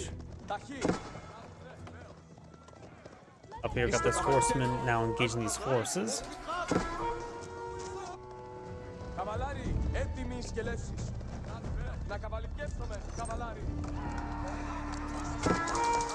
Villagers getting hit a little bit there, but they are going to go through. The horsemen will go through a bit of congestion. Golden Horn Tower taking some more hits from that batter ram. Another batter ram being blown on the field, being summoned with the circle dance. Ετοιμάστε, Ρωμαίοι. Αποχωρήσατε, Ρωμαίοι. Έστες εδώ, έτοιμοι προσβολή. Τρέξατε τα όπλα. Περιπατείτε. Cavalry Lancers quick going down. Got some Brandon Guard now put on out as well. Horsemen now pushing over here. Got Triumph now activated. Golden Horn Tower has now been set ablaze. A couple villagers can help repair that up.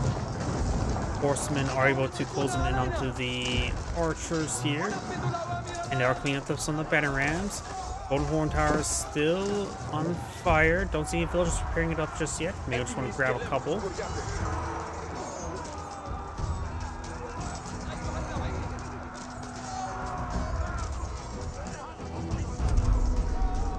Good amount of damage onto Blue's archers. We got the veteran longbowman put on the field as well. And a nice Mangonel hit there from the Byzantine player. Sorry, hit actually highlighted this at the exact wrong moment. Πάντες προσοχή. Another cistern instead of aqueducts now being flown in the field. That'd be a level 4 cistern, giving what, plus 22% increase in income.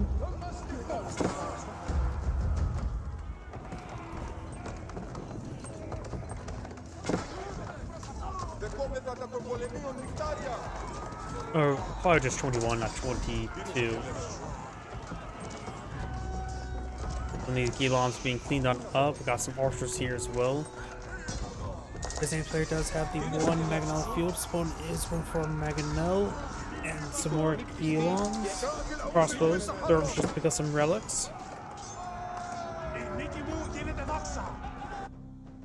Down south, Blue is stealing some of his opponent's deer. A little bit bold. Ακούσατε τα σκελεύσεις. Got still some not downed deer here. And some berry bushes. Berries do collect up faster than deer. Έχουμε τα σκελεύσεις. Τας διατάξεις παρακολουθώ. Ναι.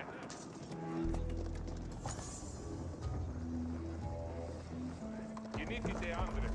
Κινήθητε. Πάντες, εσύ. Αποχωρήσατε πάντες. Αποχωρήσατε πάντες.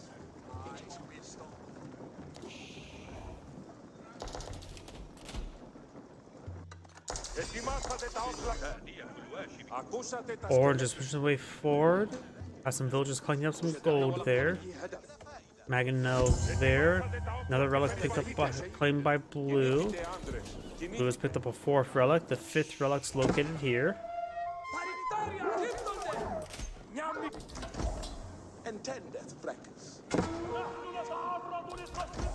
Down south, we do have some Camel Lancers trying to push way forward, but they get annihilated.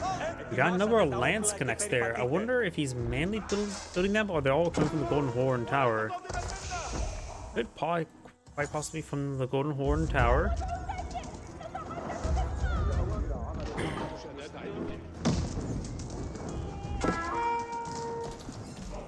That mill will quickly go on down. He's trying to clean up all these fortifications. Got a good number of villagers inside of these.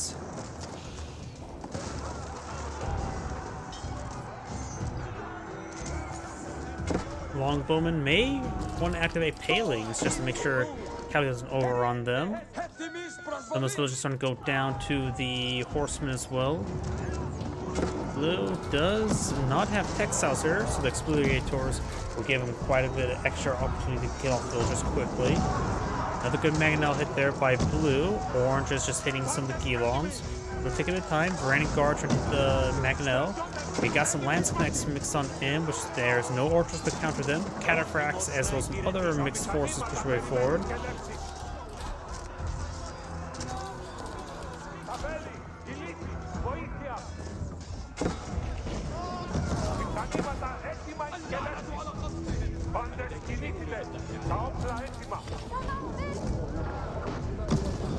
Mangonel does take a little bit, or infantry does take a little bit damage there.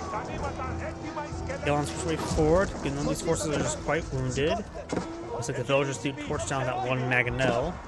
Αποχωρήσατε, Ρωμαίοι. Ετοιμάστε τα όπλα. Στρατιώτες, ο δρόμος περιμένει. Ώρα της δράσεως.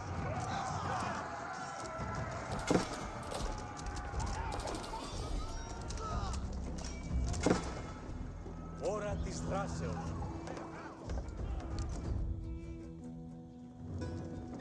Και διαταγές σου.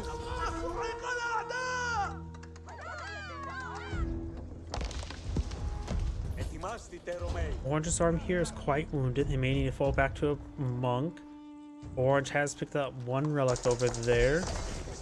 More Lance Connects being pulled on out for Orange, which is not entirely half bad at the moment. The AoE attack will be effective for the Giloms, and they are not fighting against any sort of archer. So the handful of Lance Connects he's getting for free is pretty good. Ετοιμάστε. Ο Σκελεύης. Ζωηρός. Περιπατούμε. Δεχόμεθα τα βέλη πολλά. Veteran Limitani research now on the way. Η τιμή μου το υπακούει. Ετοιμάστε. Στοχίσατε κάρμο. Όλες το σεβόμεθα.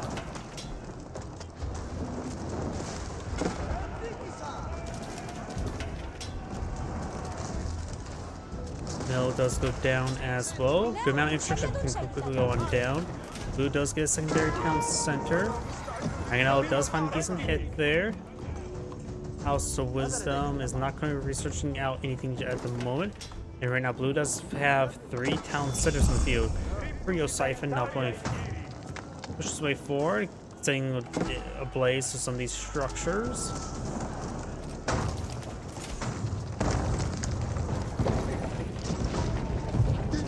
Rio Siphons, looks like they do. I think they got buffed. They have 50 range armor. All this time I remember they had like 30 range armor. It was actually pretty much needed because Rio Siphons overall were considered weaker than battering rams. Either way, it looks like they did receive a little bit of buff from the last time I remember. Cataphract does torch down that outpost and will slice through those 2 villagers. Rio Siphon gains some damage there.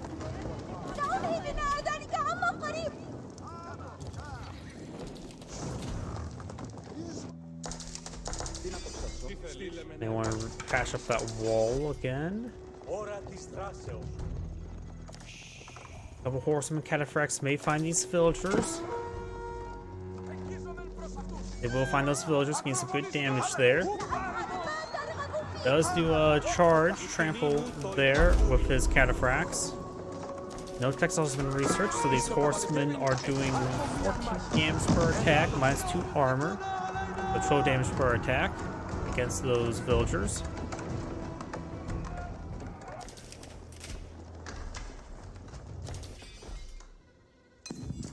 Let's also clean up this gold deposit as well. Has cleaned up his opponent's gear there. These bears can still be cleaned on up, but he's probably content on just the mills and some olive groves. Probably want to get another cistern over here.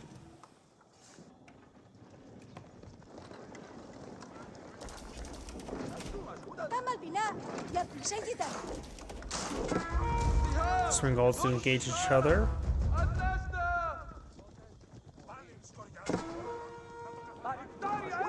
Up north, you got the cataphracts and the horsemen push way forward. Ο καβαλάριος τα σκελεύσεις αναμένει.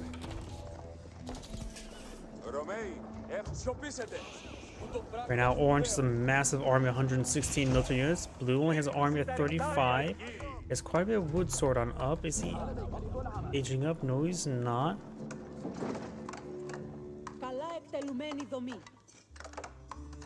The Byzantine player does have a very good number of villagers, while Blue's been losing a good number.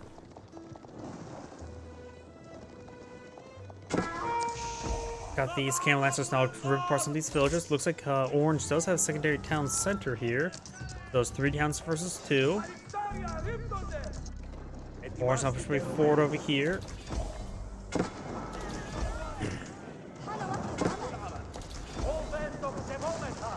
The town centers do have faster production speed thanks to the Golden Age effect. Plus 20% faster production speed. Mangonels do roll a miss there. We've got a good number of siege weapons right now deployed out by the Ayyubids. We can rip apart his opponent's infantry quite easily.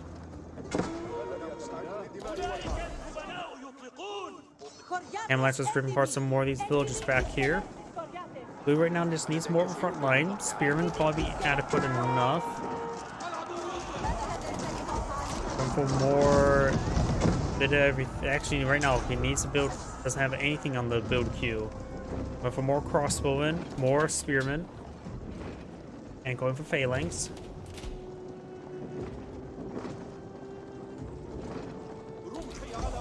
The Byzantine player is pretty close to aging up. He could fall back, wait for the age up, and eye for a time attack. Blue does have an outpost here, a good number of villagers. Orange is going to be setting up his own outpost and mining camp.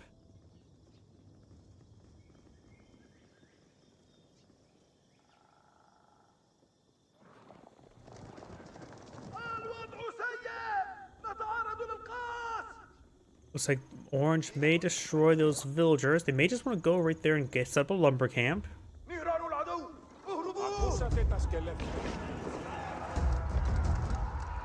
Got some lance connects to try and push and hit these villagers.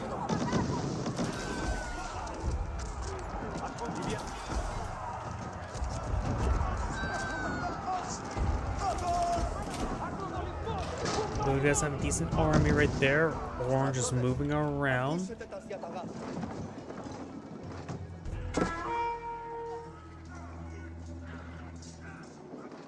And right now, Orange does also have not only a pop cap, but has a mass reserve of olive oil. Going for the Palatine School. The Palatine School will give him a bit of a chance to get additional Limitani, Rio Siphon, Cataphracts, and Viridian Guard. 30% chance to get Spawn Duplicate.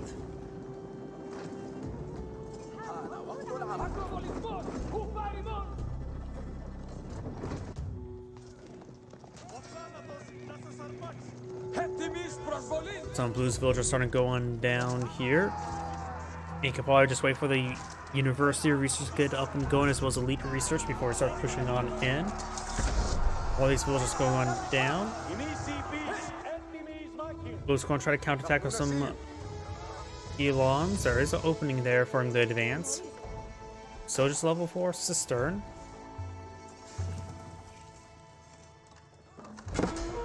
Blacksmith there. There's the Palatine School. Six site being decaptured, or tempted to be.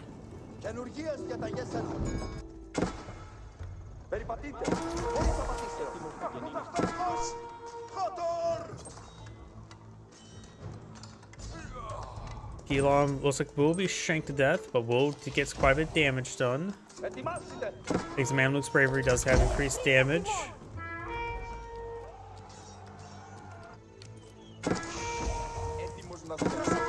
More of the Gilons finding some more of these villagers.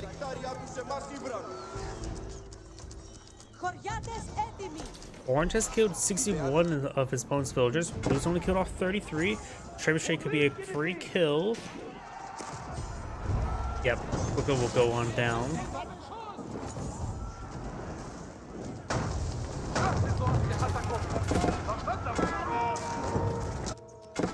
Gilons move around, finding more and more villagers.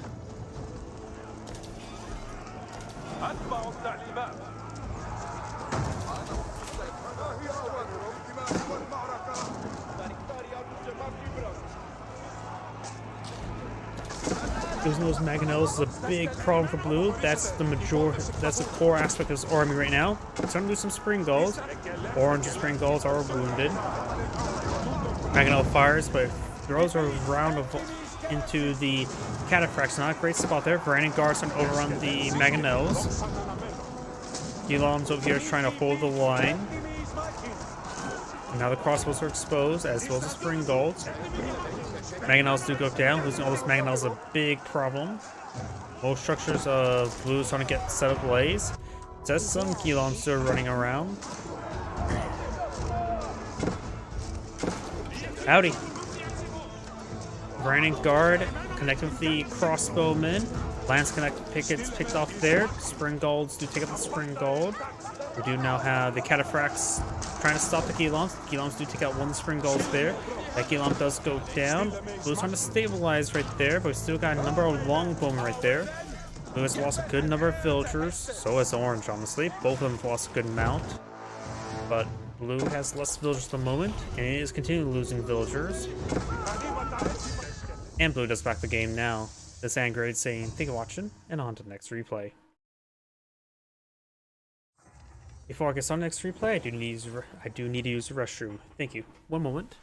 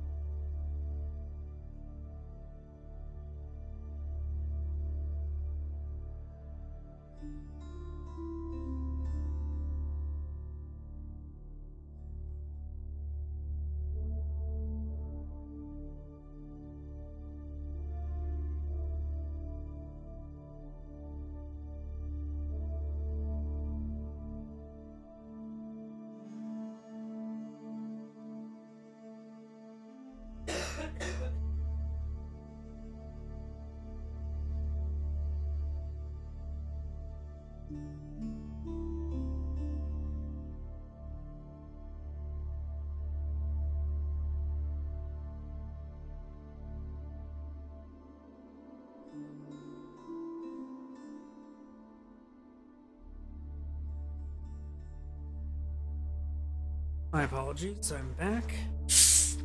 Also have a new drink. For just more Diet Pepsi. Let's head on to another player. Let's see. Last online 2 days ago. Let's see if you have any replays. All capital I'm looking for. Hidden match history. Last online 22 hours ago.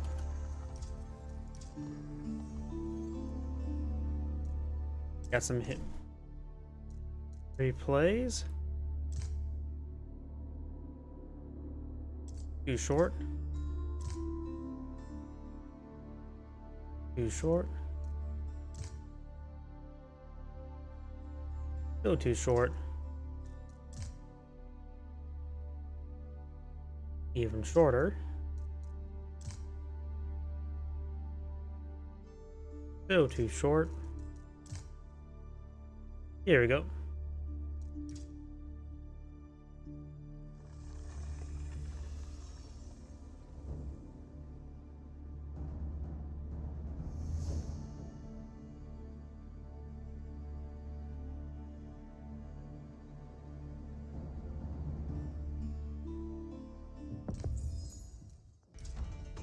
Greetings everyone, and Grade here for another H-Powers 4 replay. Spawn bottom left side as the blue Byzantines have L, Louis MT. Spawn top right side as the magenta Jeanne d'Arc. We have Give You and Anxiety. When it comes to map generation, we got Deer relatively forward, gold, stone, and more gold relatively far forward. But they're all still pretty close by, so maybe a town center in this region wouldn't be half bad. Deer's a little bit off to the side. Got this deer deposit nice and safe back here with some more gold. Berries way back there. Probably can be ignored. This one's probably going to be ignored. Both Jeanne d'Arc. Well, Jeanne d'Arc does not really make use of berries like half the civilizations in this game. The Byzantine player is concerned about their berry placement. Oh, got an early olive grove here. Ne? Got berries here, so maybe eyeing for a grand winery in this region. Another berry deposit, nice and safe back here. Got some berries forward right here, next to some deer and 2 deposit gold, so that's a great expansion location. Cistern should be able to skim that and probably skim this. School cavalry going on up. We got a good number of sheep here for blue. Could get those back home. Grand winery going on up. Got quite a bit of villagers on gold, so likely going to be eyeing for some Royal Knights early on. Some early Royal Knights, if you will.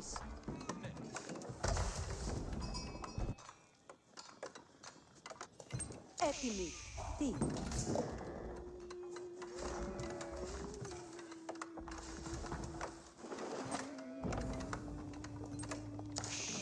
Ne? Got around aqueducts there, so he is going to be eyeing for a cistern somewhere.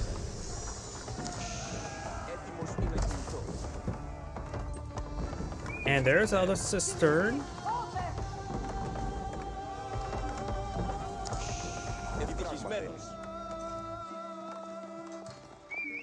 Jeanne d'Arc has not leveled up just yet. She should be a high enough level to level up.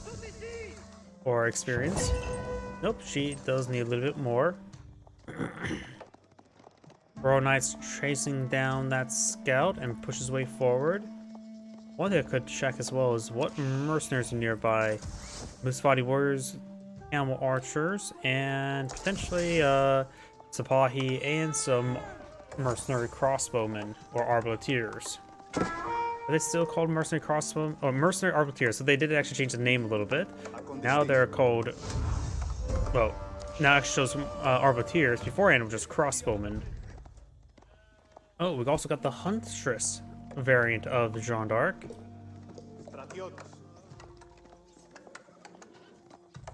She will have good point damage. The Byzantine, quite interesting. Overall, I think the archer variant is better than the melee variant, except in level 2. Level 2, the melee variant's much better, but when you get to level 3 and level 4, the archer variant is actually very nice. She'll be killing off boar here. No Akuna Matata anymore. Limitani trying to ward away the Royal Knight, and perhaps trying to stab him. Didn't stab him, just wards them away. Escolte bene.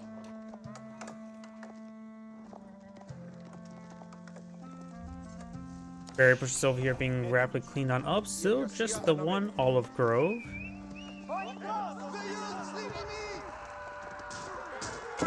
So apparently the olive grove does have faster research rate. So we have the faster research rate active, which also apparently does affect olive groves somehow. I wonder what he's going to. He's currently researching nothing, so he probably should switch off of that. He does switch off of it. There we go. Or nope, they're on separate course. Or I could switch to Conscripto. That's just generally a better one.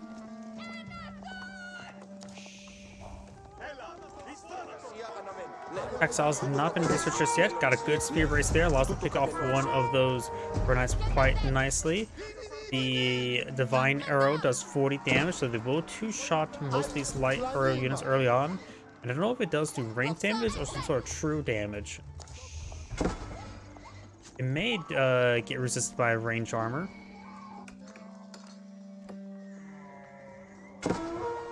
Either way, Jeanne d'Arc has taken some damage. Javelin throwers are a good counter to her. She does offer 5 damage, same as archers. Plus 8 versus light melee infantry.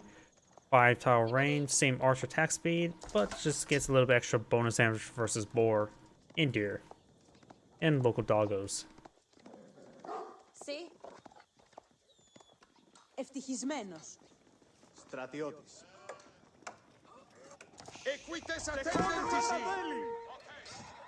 Limitani takes some damage there. Javelin throwers gain some volleys onto the Royal Knights. They may want to get Chivalry right now. They're a little bit battered, bruised, and beaten. We got some various research being pulled out by Jeanne d'Arc.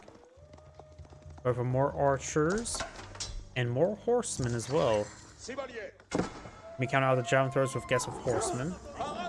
Secund mandement. Equites attend audite milites. Secund mandement. Pace quidamus. Villagers do get the outpost up and going. Does start firing away. No arrow slit for extra range. Not being researched. Doesn't have enough stone for it. Spearman does take a good amount of volley there. Another building has been consecrated. Does have the School of Cavalry consecrated. Not sure what else got consecrated there. Maybe I just heard a different sound effect. That building does get killed off there. Still no textiles researched. Wolf gains some fights over there. Byzantine players almost have enough resources to age up. Likely will go with the Golden Horn Tower.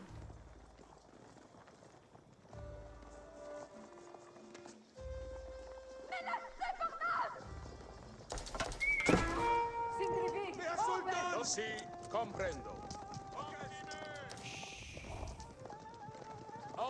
Horsemen and knights do take a bit of damage there.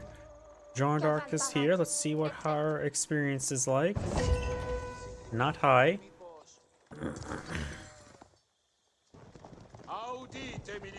It may be a good idea for Jeanne d'Arc to go for riders rather than champions.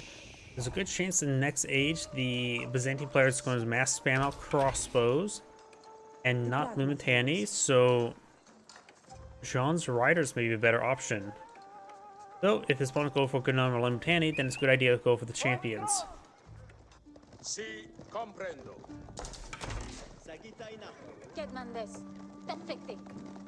Nice thing about the when she does level up to the mounted horseman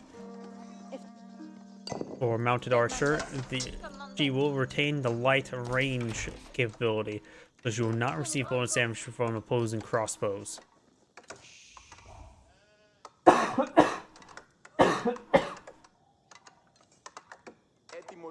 Golden Horn Tower is almost complete. Jeanne d'Arc is very far from aging up. Has not really touched the gold orb too much this game.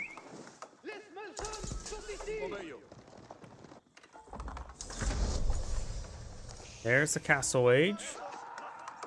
We got the veteran Lumitani research as well as the veteran mercenary contracts, as well as the unvetted walls. Caval comprendo.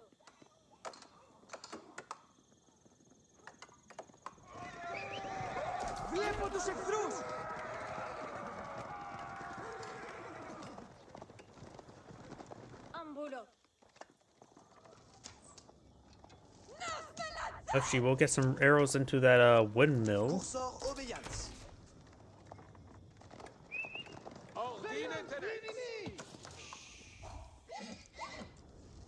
I think I just heard her use an ability. She did. I'm not sure. She must use on this villager. Yep, 40 damage.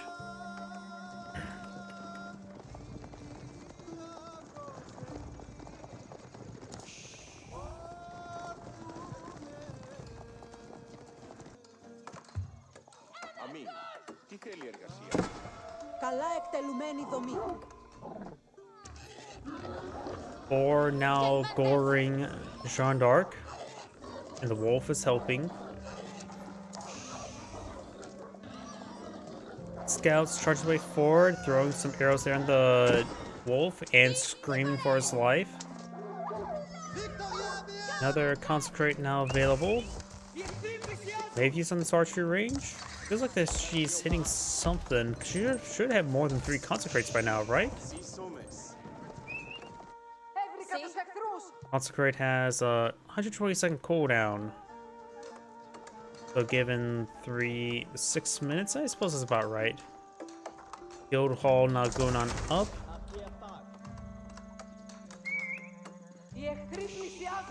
More javelin throwers, of course, being queued on out.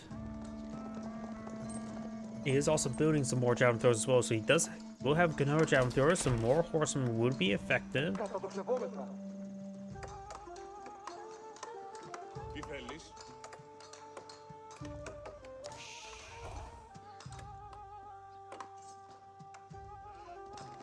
Cursor obéissance.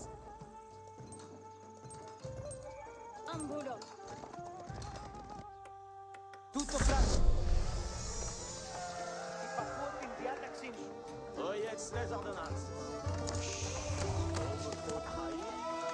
Another archer deployed on the field, consecrated before it's even built. Guild hall is now complete, going for the Veteran Royal Knight research.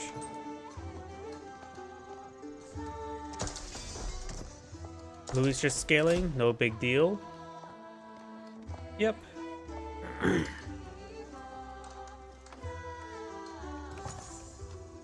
Η διαταγή σου.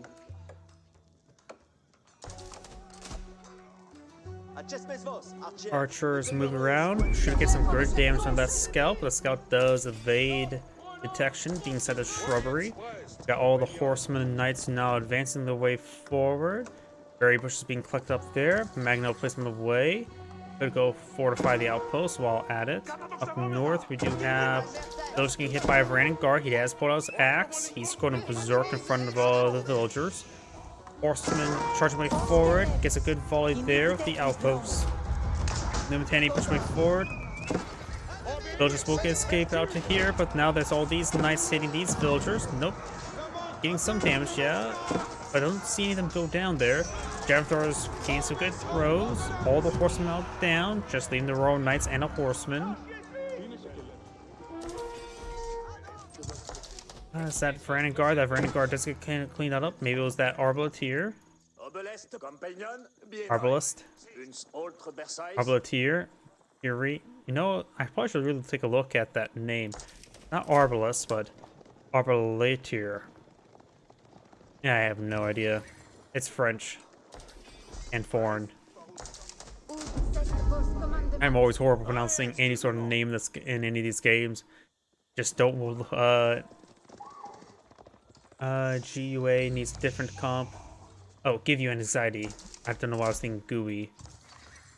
Maybe crossbows and knights? Let's see, he is going for Arbaleteers, which of course that's a French standard. Varangian guard could be countered off by them. The javelin throwers do cause a bit of problems. Mangonels would be a good item against them.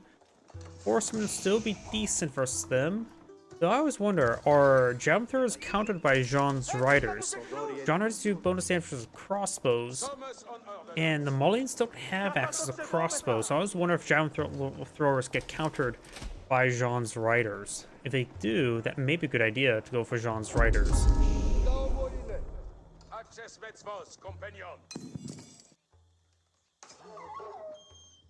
Local doggo does go down. And now we do got the teardrop shields being researched, which will of course increase this move speed of Limitani, increase attack speed of the Varangian guard. Up north, we got some torches up here. Down here, we got horsemen fighting Limitani and the Magnon placement. Alright, but you can see what I'm thinking about, right? Probably, I want to say yes and no. I just don't. One question never really got answered. Most people go for champions. Rarely ever you see Jean's riders.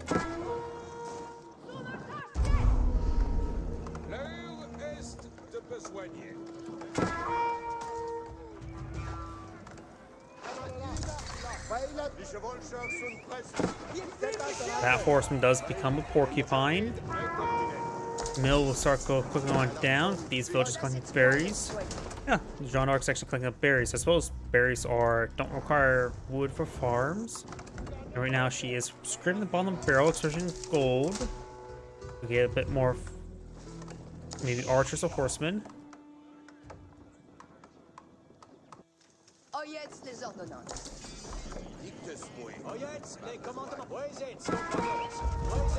Man at arms there does take some hits. Magnell does roll a miss. The Magnell is going to be very important dealing with this force. Be very effective versus javelin throwers, as well do decently well versus the Limitani. Distraction of Wolo. Limitani does get off a villager.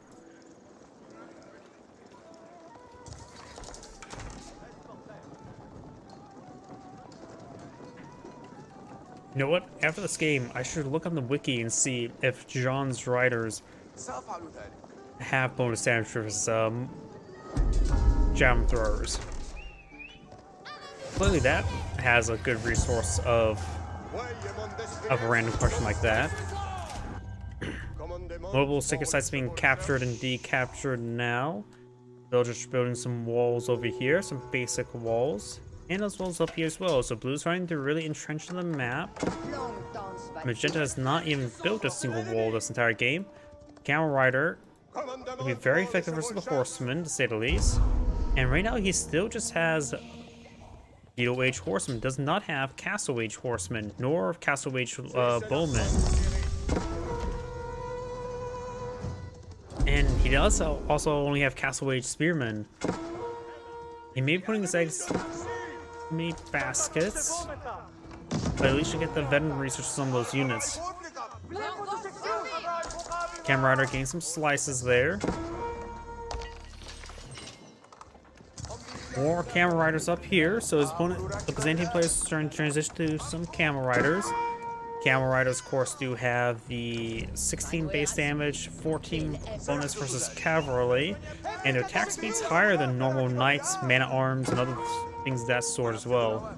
Though they have no inherent armor. If he gets the Forward Engineering Company landmark, he will get additional armor for them.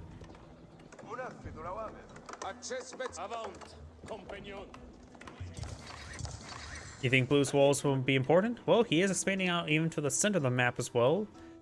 Magenta won't be able to move around all too much. It will be at least a roadblock for Magenta. Probably won't keep her out.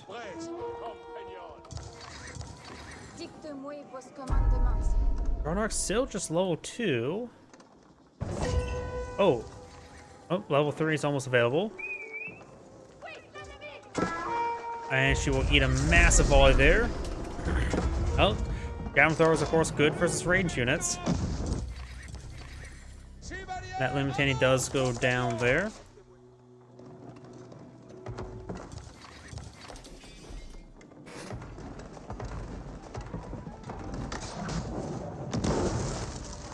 They'll just do eat some of those rocks. Being stoned to death is not exactly great, nor being shot by a bunch of crossbowmen.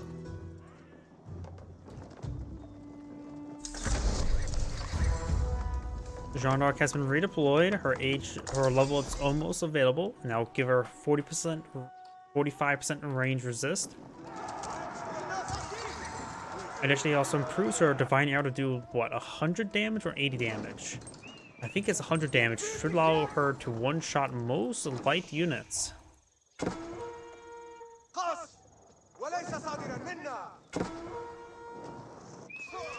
Camel Riders is becoming everywhere.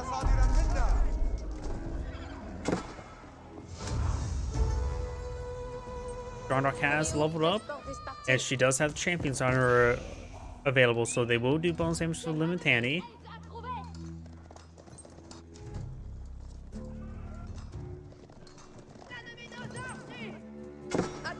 Soldiers here getting hit. They do escape on out. Right now, Blue does have more villagers than Magenta. Blue has only killed slightly more. So, yep, Blue has a secondary town center way over here. And has all 5 cisterns up. Does find this outpost there. Only a single unit on the inside for arrows. 2 Mangonels pulled on out.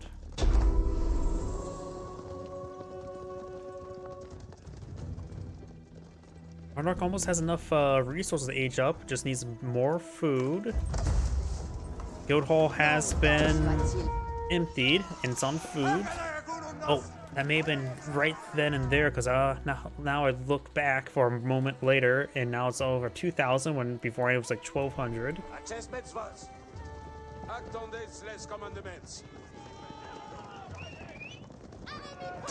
And right now, the Byzantine players should have enough resources to age on up.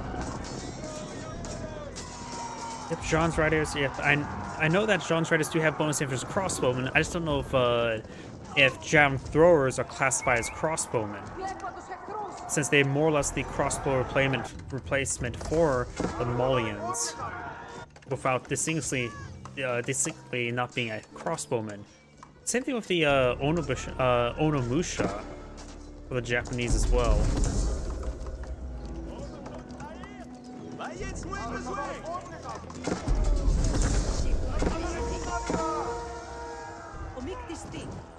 Got the Red Palace now in the field. The Red Palace is, of course, a very, very good defensive replacement. That villager's dead in an instant. 60 damage Arbalest ×2 with an attack speed of 1.5. It actually is a ×2, so they're not separate weapons anymore, so it's like a volley fire.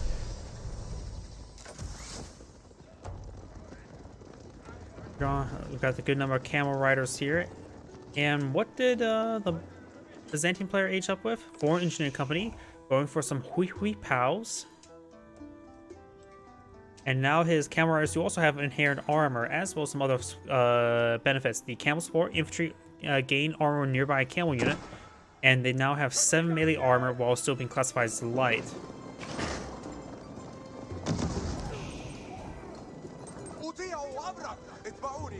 So now the camels are very, very resilient. Additionally, camels have also higher base health than knights. So when they get their bloodlines research, not bloodlines, biology research, they have, what, nearly 400 health? Elite mercenary contracts on the way. We've got the rolling strutters, cannon placements.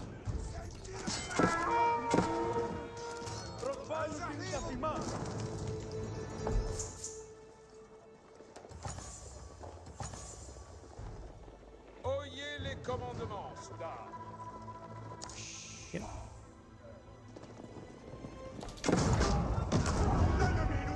We do in fact have a bombard emplacement over here.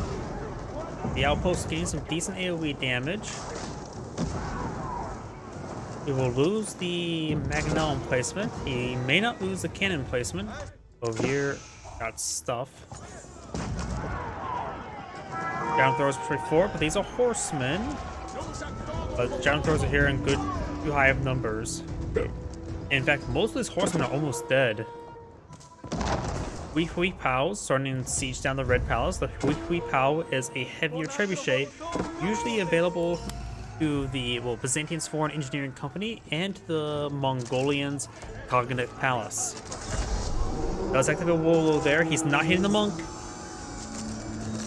The monk almost got conversion off, and the Arbiteers, since the Camel Riders are not classified as heavy, they will not take bonus damage from the Arbiteers.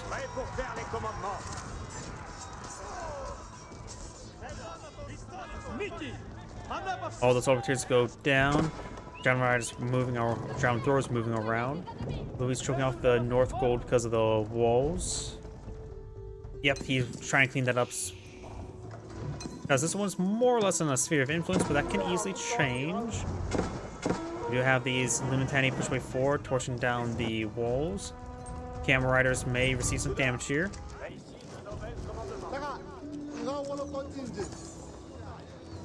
Counter firing away, gain some damage there onto the Javelin Throwers. I can have some of this gold down here. And the Red Palace has been sieged down by the Hui Hui Pows. The Hui Hui Pows damage is plus 600 versus buildings with 75 base damage. Attack in range is 18, which is a staggering amount.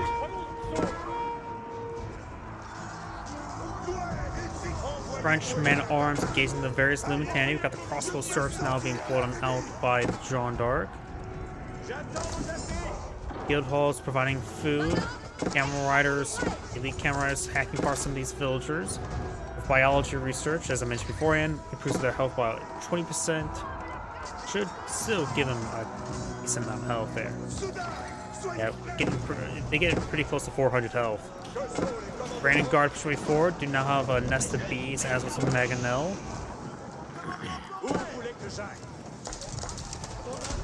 Brandon Guard and Limitani, and Magenta backs out of the game now, just getting ripped apart from multiple angles. This Angrade saying, thank you for watching, and on to the next replay.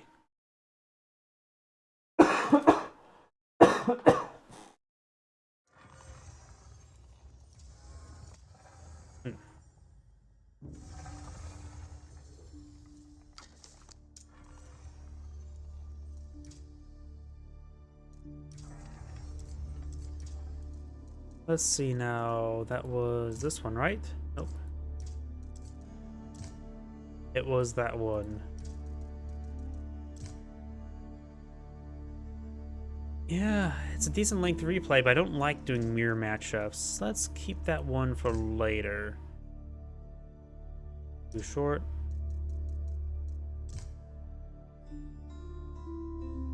"24 minutes, Chinese versus Ibids.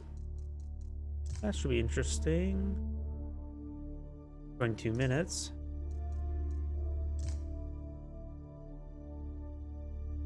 Guess what else is here? And of course, the main menu does not like my computer. It's something involving my writing speed of the computer, why it's so laggy for me. Oh, this is a good one here. Got a couple decent length replays down here. Let's do that Chinese versus Ibids. I haven't cast Chinese yet today.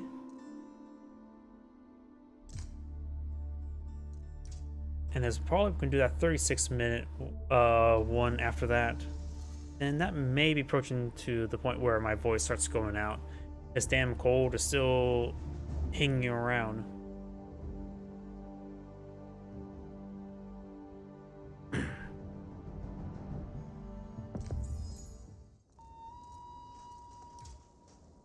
Greetings everyone, and Grade here of another Age of Empires 4 replay. So on top left side as the green Ibids, we have 9 foreign name. So on bottom right side as the orange Chinese with L, Louis, MT. When it comes to field generation, both of green steer are spawned forward, relatively close by each other, so that's probably a good spot for a secondary town center. Stone pretty close by each other. Gold safe in the back with more gold relatively safe as well. Both his wood deposits, external wood deposits spawned over here as well.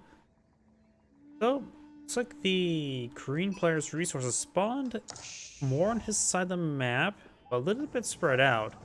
For orange, we got gold next to gold, a bit of stone here, next to a little bit of stone, in fact, next to an even bigger pile of stone. We got a line of stone. Some berries next to each other, be good backup. We got quite a bit of deer over here, including boar. So both players, their resources spread out, but relatively congested. And instead of them, oh, down bow. You know, it's been a while since last I heard the sound effect of the town bell in this game. For the longest time, there wasn't a town bell ability, wasn't there? We now have the House of Wisdom deployed on the field, going for the military wing reinforcements. Bardock and the Sun now being pulled out over here to help protect these gold deposits.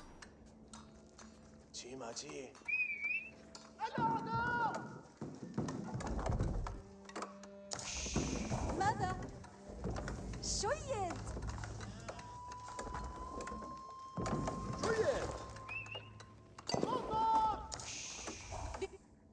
ما الأوامر؟ Scout moving around with some sheep in tow. Bardock and the Sun now deployed out on the field.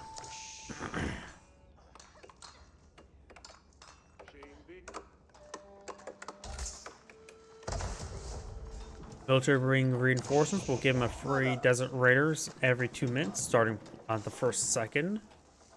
Imperial Academy now going up, which will get him the Song Dynasty. We don't see any stone being collected, or stone being collected up. He's going for a heavy amount of wood, which could be for barracks, could be for a town center.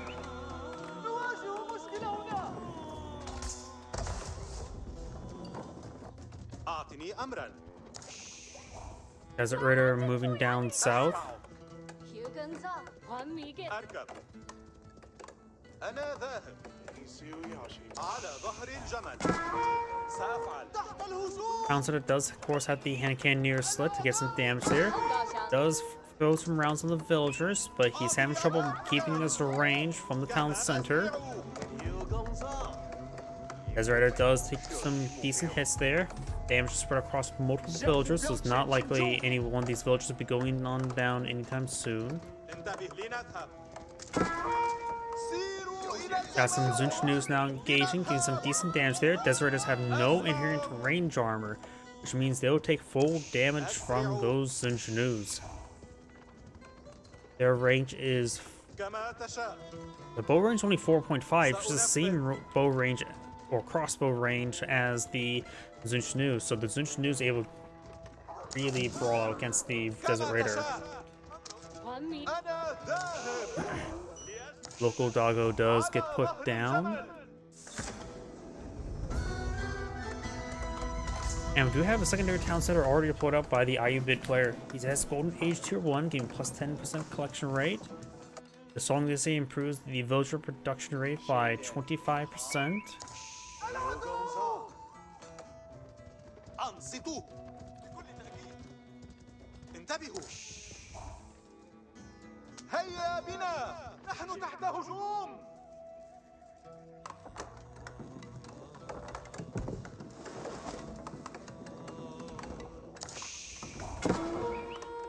الأعداء قريبون. Desert Raider does go down. Got hit by the Bardic in the Sun, and the Zinjinus are warding away this other Desert Raider. Ayubid players trying to pull out a Horseman while against the Zinjinus. There's only just those two Zinjinus on the field, so yeah, he's not really eyeing to mass produce them. Another wolf does get put down.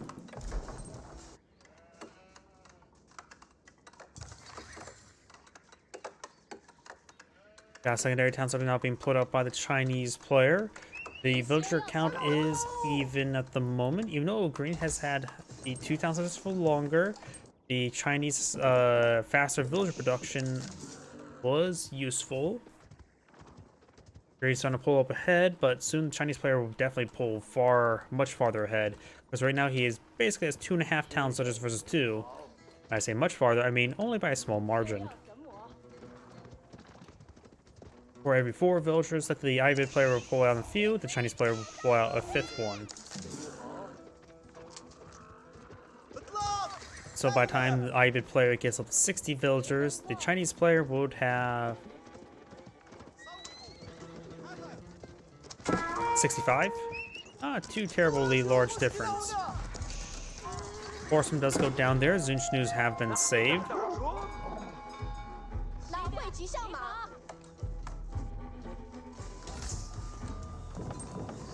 I got a pair of housing here. أنصتوا حالا. 有麻烦了。 لا تعرضوا Scouts taking some hits there. 今天。 The scout does escape on out there with 1 health and decides to just get inside the Bardic in the Sun. We do also have a hand cannoneer slip being researched out somewhere. Over here, actually. انتبهوا. The Ayubid players are already age on up, so select on the House of Wisdom so we can see the age up progress, because it does not get shown up there. He is now going... Wait, what? He's actually going for industry. I have never seen industry being researched ever, because it gives you 1,000 wood rebate. It's okay, but also the 8 villagers is just straight up better. The orchard's additional food is quite nice as well.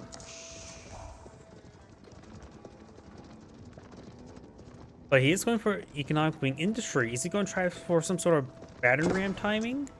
He has a large number of villagers on wood, which is too many for going for industry, I would say.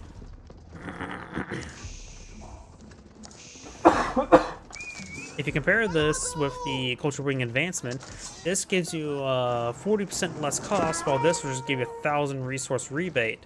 So there is quite a bit of comparison too. Advancement allows you also not only research it faster, but also research it earlier.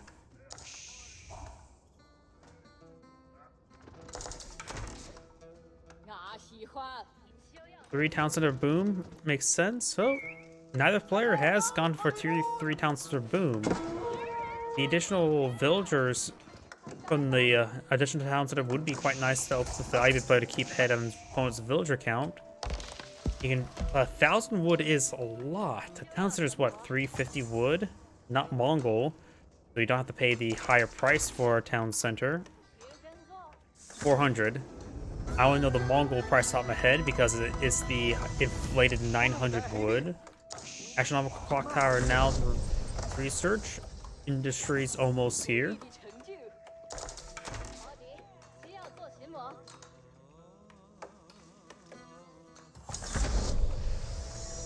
That's one way. But right now, he doesn't have the stone income to match that as well. He has 6 pebbles in his pockets. For some reason why you carry pebbles in your pockets, I have no idea. That could be soup stones. Either way, he is going for a Mangonel. Oh! That's why.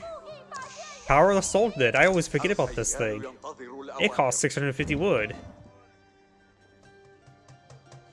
I completely forgot about things that even exists. And of course, with military reinforcements, his cavalry can also build out siege weapons.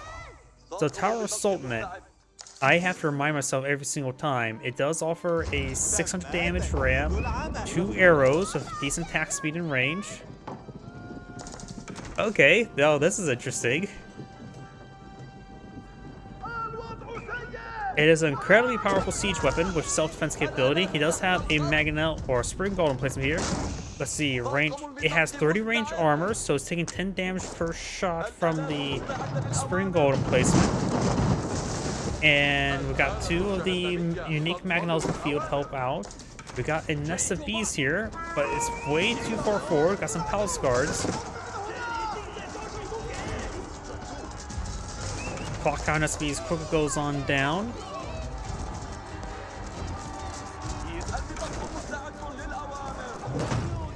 He's going to have trouble with the palace, the Tower of the Sultan. I gotta be used to say that. Okay, it does have 8 arrow attacks. I thought, or not 8, 4 arrow attacks. For some reason I thought I read 2, but there's 4 arrows with 8 range with good attack speed. So it's basically 4 super archers with a very powerful ram.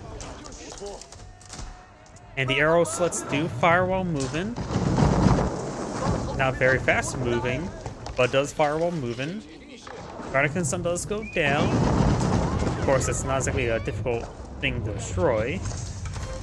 A single battering ram can actually take that out. But either way, got the Tower Sultan moving around. +1 range armor. He does not have veteran spearman just yet. It does not have the melee damage vulnerability like other battering rams, so spearmen are only regularly effective. I always have to remind myself about the mechanics of this thing. 800 health is a decent amount. We've got Spring Golds poking away. The Spring Golds, of course, will do full damage to it, barring the 30 range armor, so it does do about 65 damage per shot. But this one's a little bit too far forward.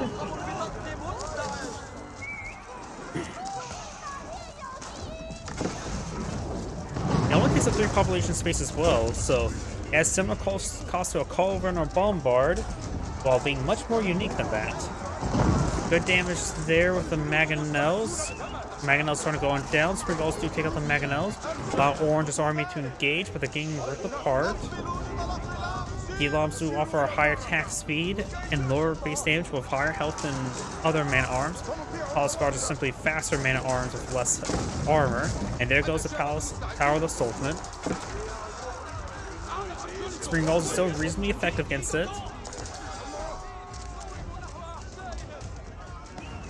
No crossbows right now. We've got a good number of Camel Lancers and Heloms, while the Chinese place doesn't have any crossbows in the field. His opponent doesn't have a whole large amount of crossbows either, so both sides' heavy armor is not being properly countered. Up here, we got the couple spearmen there engaging the Camel Lancers, very nice. Green's trying to run away, but being pursued by the Palace Guard.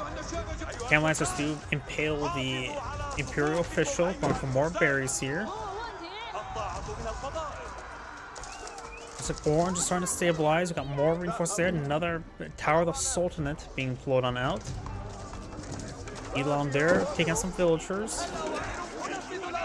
Very much being collected on up, but will be less efficient without the official. And only has one level of food collection, right?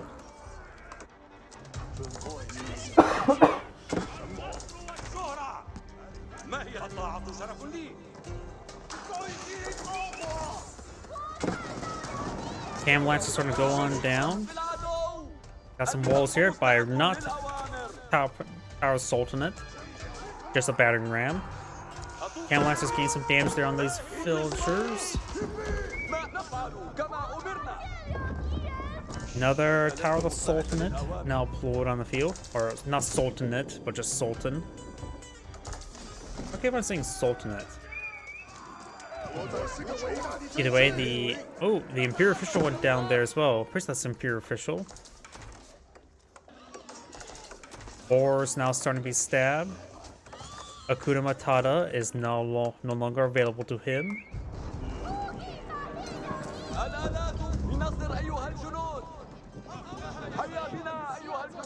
Still got the 2 spring golds there, so he still needs to pull out some counterattack spring golds, most likely.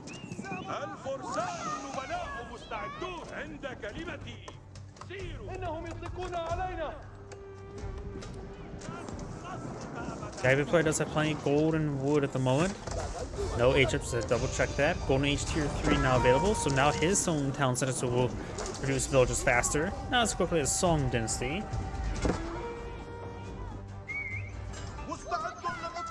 And these villagers do escape through the wall or gate. Orange has a decent army here. Good number of Palace Guard. Elon's very forward. Elon's right now have 11 damage and 195 health, with basically 50% more attack speed than Palace Guards. They have 14 damage and 155 health, so they're quite similar.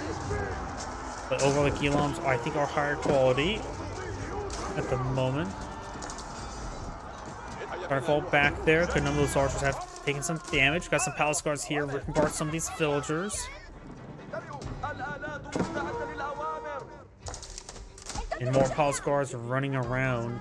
At this one time, he may want to eye to get out of the Imperial Palace in order to get out the Yuan Dynasty to get faster movement. Because I think faster movement could be very useful since his opponent does not have any walls up. And that will make his Palace Guard move at pretty fast speeds. At what, 1.5? Got some farms not going on up over here. It actually could allow him to get access to some Fire Lancers, and Green is losing a good number of villagers.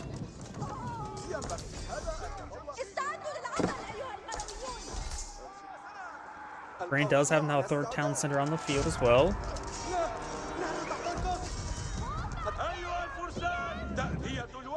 Got a round of granaries being put on the field, as well as some farms.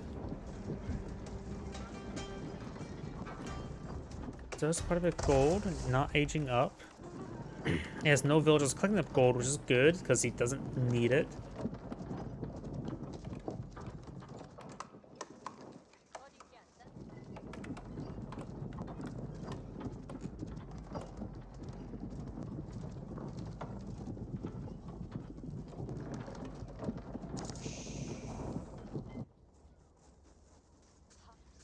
Boar now being cleaned on up here. More of the farms. They'll just sit on the wrong side of the gate. Looking at the last of those berries. Going for a battering ram over here. Gonna be trying to break through. It was funny, military wing reinforcements grants access to the cavalry to pull out siege weapons, but I never see people to use it. In fact, when I'm playing Mongols, I wish I could get that sort of power capability. أيها الجنود انتبهوا الآن. Does not have.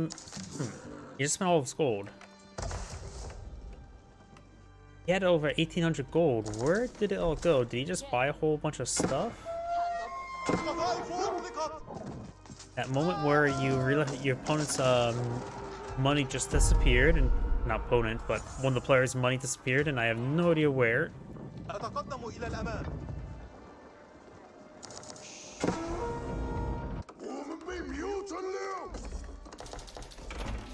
Some of these villagers are starting to get hacked apart by the palace guard. وضعنا السروج ونتحرك. أطيع الأوامر. Orange has claimed 3 relics and picked up the other 2, so it looks like the Chinese player will have all the relics.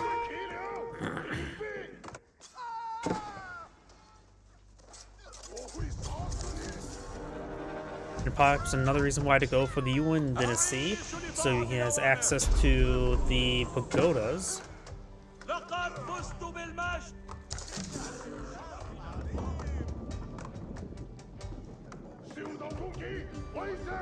طاقم لضغط مستعد. استعدوا للأوامر أيها القرويون.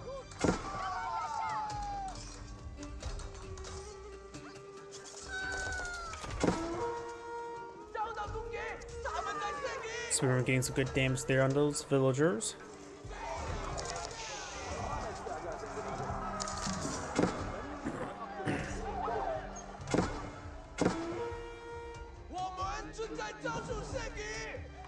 Right now, Green's just running around trying to put out fires, and it's having trouble with it.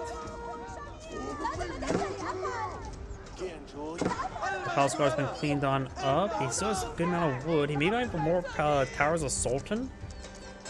And the more and more I'm thinking about Towers of Sultan, they seem like pretty population efficient. After all, that's quite a bit of air bows. They are getting improved by range damage increases, which does have both, so they're doing 9 damage per arrow. They don't get bows damage like regular archers, but they have good attack speed and fire with move, and on a very durable platform. So for 3 population to get 4 good archers, that seems pretty good population efficiency. As well as a big freaking battering ram.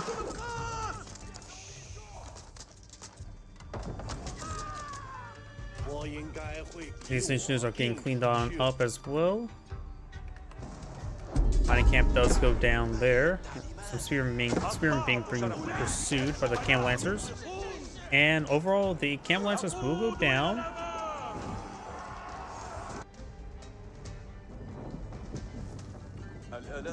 Got the Great Gatehouse now being pulled on field. I'm trying to figure out where though. There it is. Great Gatehouse now being pulled on out.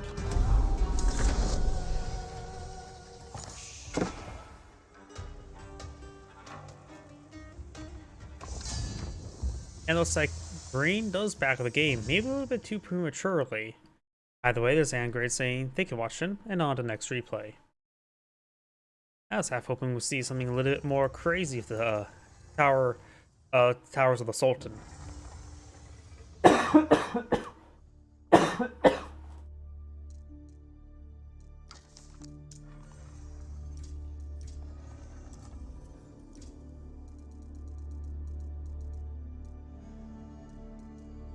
See, there was a decent length of replay down here.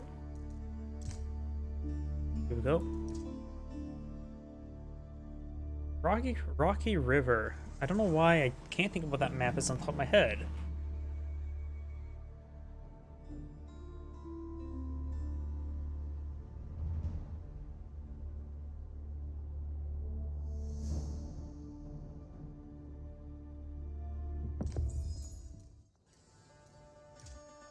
Greetings everyone, and Great here with another Age of Empires 3 or 4 replay. Spawn top left side as the pink Holy Roman Empire with Louis MT.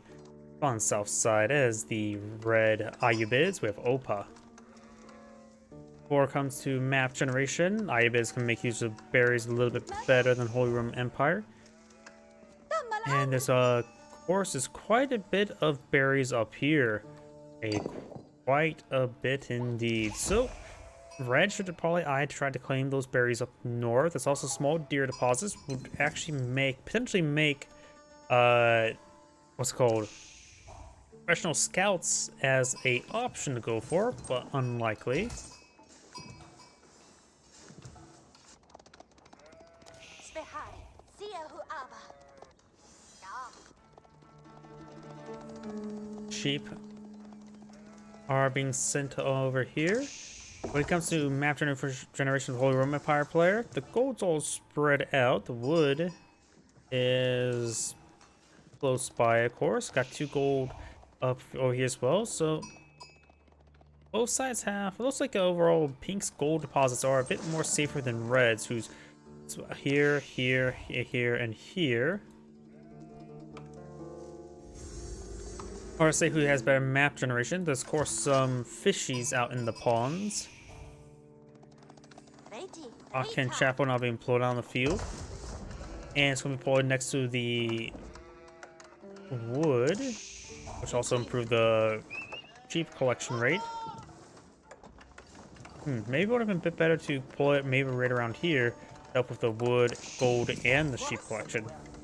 A little bit more up north to get better stone collection, in which we do got quite a bit of stone being collected on up, which means secondary town center is on the menu.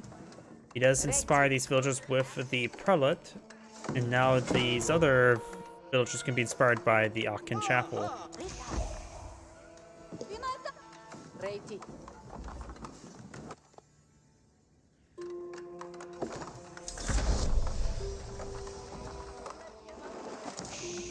Ja.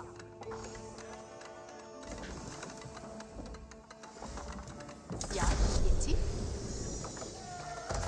Akin Chapel's now pulled on the field. The Ibid player, he's not collecting any stone, he's going for a fast fortress. He did go for military wing reinforcements, which means there's some desert raiders here and there.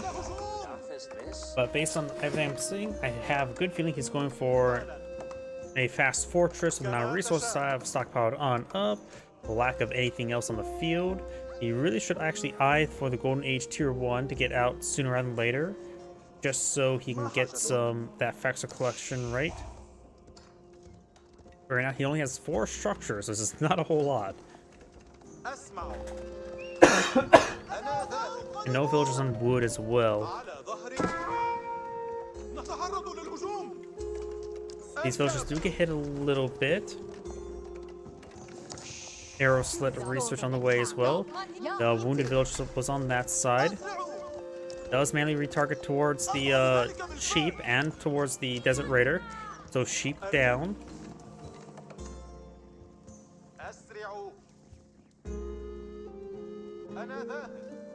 Red does pull out some basic walls there. The Ibid player, when it comes time, does have better trade capabilities than the Holy Roman Empire, since their traders are cheaper, but neither side gets in any sort of improved trade.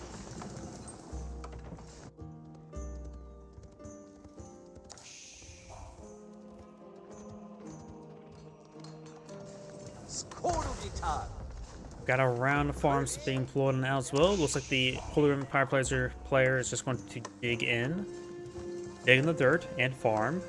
That's clearly what that saying's supposed to mean, right? Oh, that scout may be dead. Nope. She does manage to escape on out of there.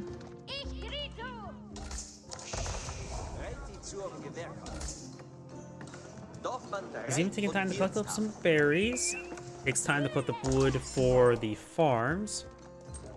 He could go for a yeah, he does pull out Prelate over here to inspire these villagers to work faster and to heal them.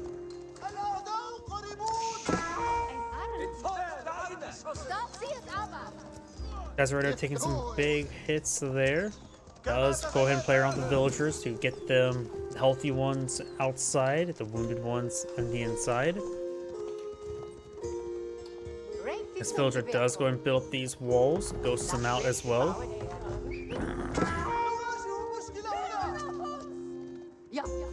The villager does get on out of there. We'll throw some torches. We'll take a bit of time to clean that up.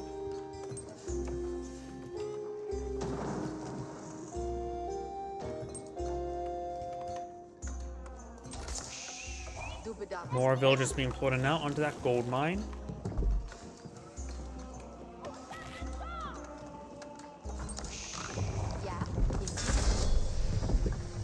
Now got a pair of barracks there. There's the castle age for the Ibid player. Wasn't paying attention to what he got. It was economic wing growth, not industry, because you don't see 1,000 wood right there. No, and we do see a slightly ahead in villagers. While pink does have the extra town center. Two barracks is now deployed on out here, probably vying for some spearmen. Ambulance is now being deployed on out. We got the hardened spearman research now on the way, as well as a pair of spearmen.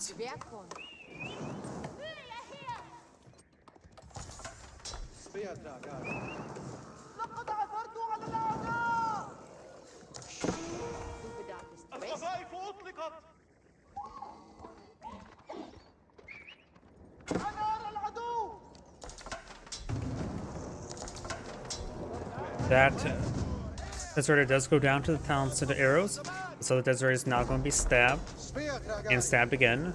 Gets stabbed for a third time. He may garrison the town center, get some extra arrows. He does, but he does skim on the outside. Very nice. The walls are going on up. The walls are closing on in, and the camel will be stabbed. Ragni's Cathedral now out being deployed on out. There are 5 relics on this map. It's not one of those maps where it's split 3 and 3. The 5th relic is in the middle, more on red side of the map.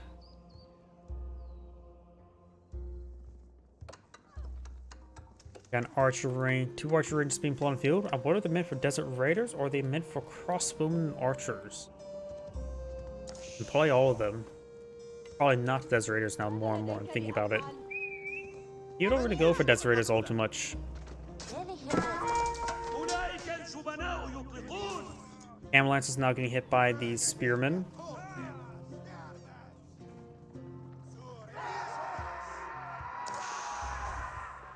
Red does have a pair of dervish on the field.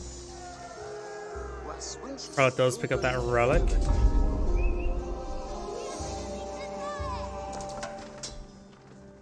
Pink is escorting this relic back as well, so Pink has picked up 2 relics. Stole one from his opponent's side of the map. Good number of spearmen here for escort.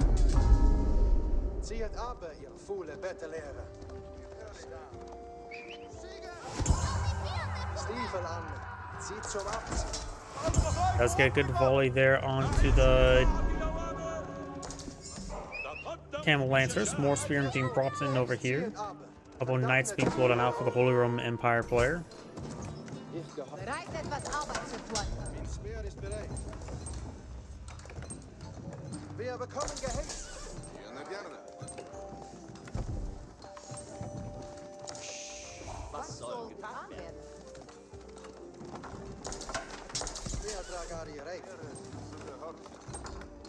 We do have a mill going on up here to help with the berry collection.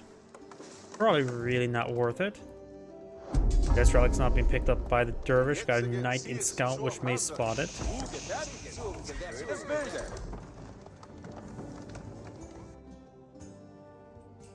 Second side is being captured on up.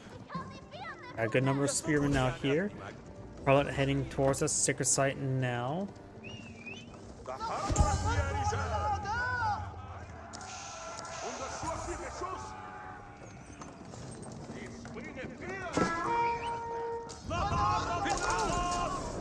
Have those villagers do go down. Spearmen getting hit by those archers.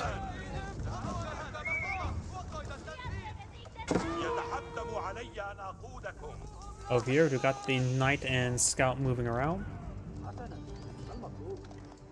Did not stop that relic from being claimed. Red has picked up 2 relics and has claimed 1. I think he may have double picked up 1. Yes, he did. There we go. Now he has 3 relics. Pink has 2. With Ragni's Cathedral, Pink technically has now 4 when it comes at least from Golden Cub. Looks like Red did kill off a villager or 2 there.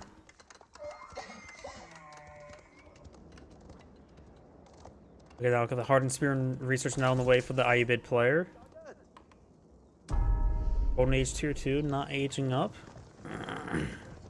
Maybe a good idea for him to go for the Trade Wing Advisors to get the Autobugs. Increase health on newly trained units, 20%.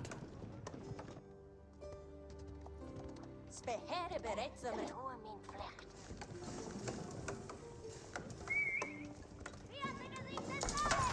Was soll ich tun?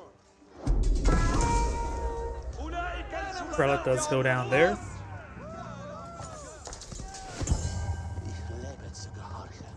Scout trying to capture that sacred site. We've got a couple, a Camel Lancer and a Desert Raider there. أمضي إلى هناك راكبا الآن. Now we've got a battery ramp being deployed on out.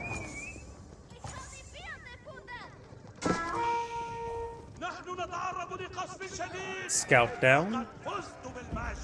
Got Devoutness now being researched. As well as some other economic research for the Holy Roman Empire player.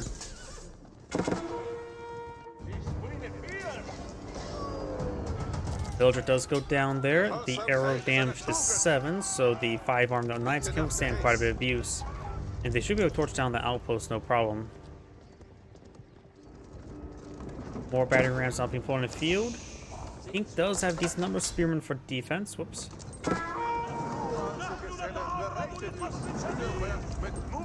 Outpost firing away with its arrow slit. Battery rams going to be crashing their way through. Knight will be picked off there.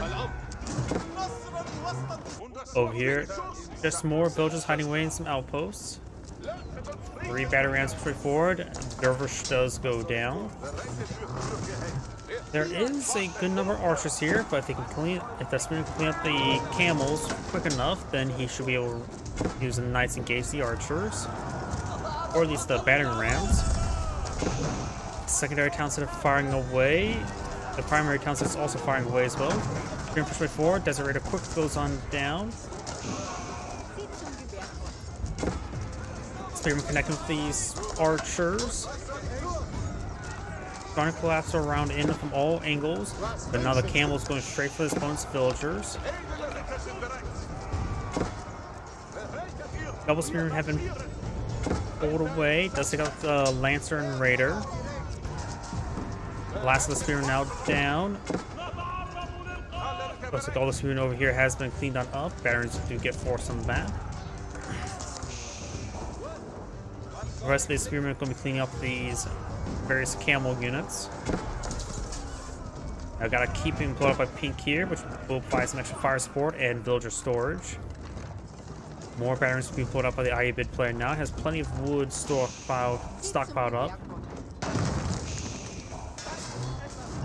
Now going for the man at arms research. Knights charging way forward. There's a number of Ayubid spearmen here as well. Ignis Cathedral is taking some severe damage. No dervish nearby to clean up the relics. Emergency repair has been activated. Heavy maces being researched, giving them access bonus damage against heavies with his man at arms.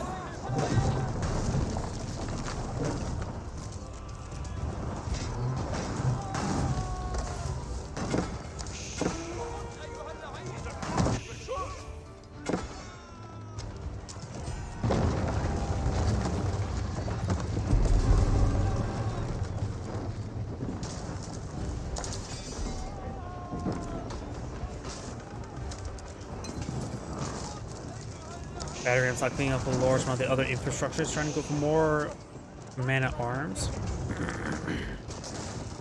As well as a Mangonel. The villagers are getting hit.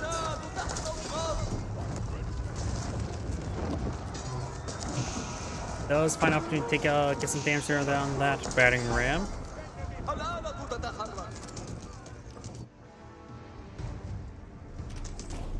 Got a couple pink stuff around here and there. Pink is now a pop cap, losing the house cause a bit of troubles there. Does take out some of these units. Dervish trying to grab one of the relics. He may be successful at this point. He may want to use do a drive-by mass heal.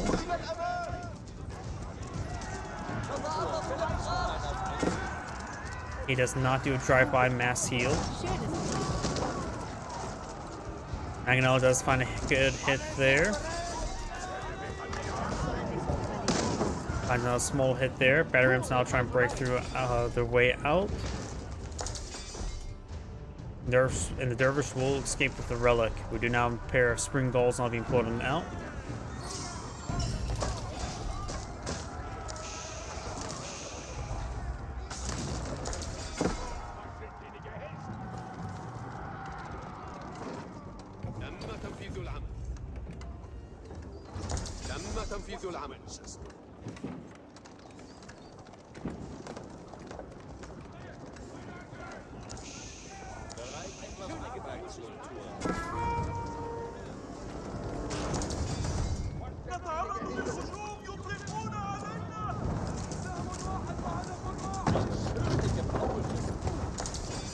These cathedrals now getting hit as well.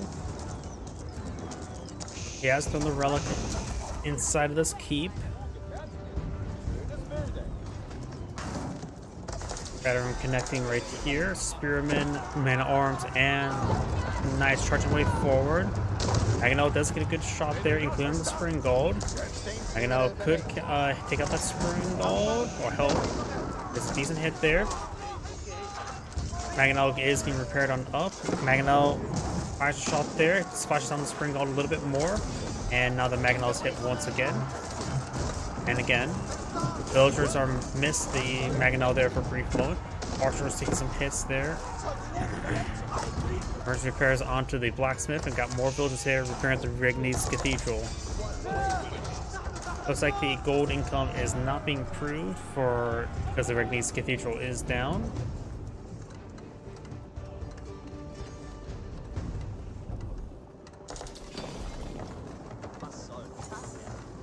And looks like he's out of wood. Not even halfway repaired.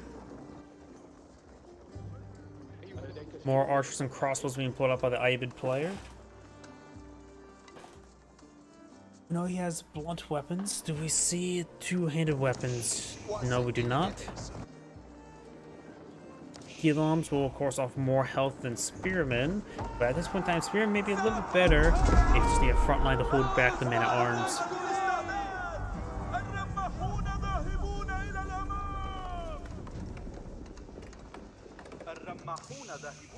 No age up just yet.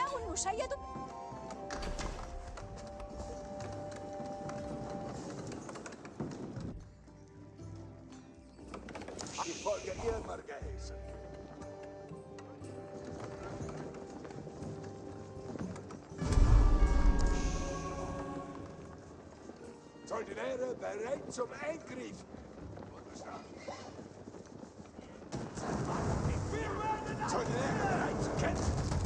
Man at Arms quickly torching down the walls.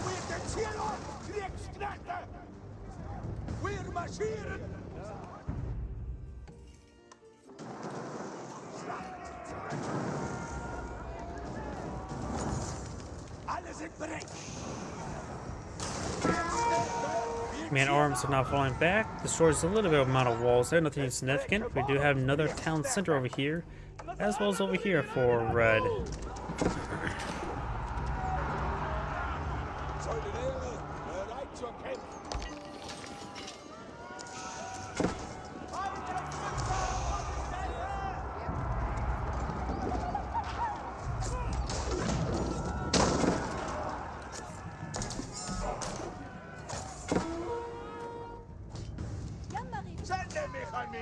Villager there does go down. So far, both sides have killed off 11 of their opponent's villagers. Pink does have 2 town centers, while Red now does have 3. So Red will catch up in villager counts. That Man at Arms does go down there. Pink does have a smaller army, 36 versus 68. The value is not too terribly different, just 1,000 resources difference, or 20% difference. Both sides have researched all their economic techs, though the Aibid player does have a little less gold and, of course, has access to the Bone Age Tier 1. Palace of Swabia now being deployed on out. This will help Pink fabricate villagers no problem.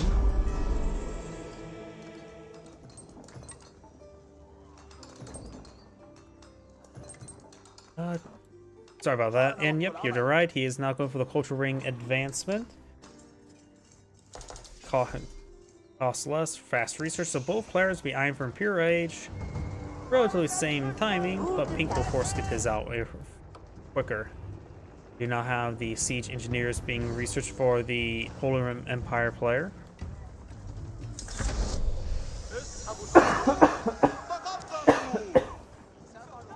And Pink does have a good number of horsemen on the queue, so he's going to eye for a good number for a probably elite horseman with polybiology research later, sooner rather than later at least. Take a bit of time and gold for all that research. And arms moving around. We do have the red reinforcing with stone walls, just leaving our single choke point here in the center. And red could still plant these berry bushes up here. He has not that many farms in the field, so collecting up those berry bushes is still a possibility, though the man-at-arms may dissuade them from that.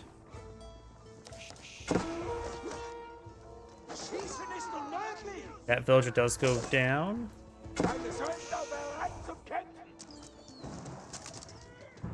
Got rounds of crossbows there hitting the man-at-arms.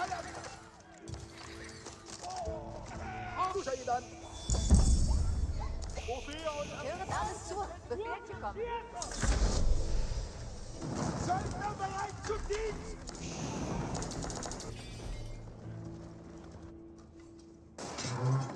We do now have the elite Gilon research as well as the elite crossbowmen.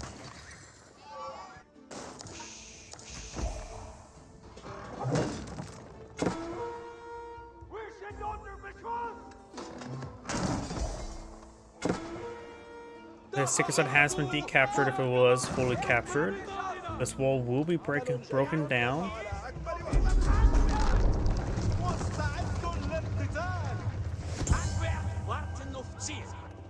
Things like they're being decaptured.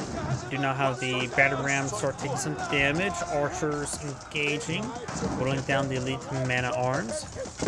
This red is still just feudal age.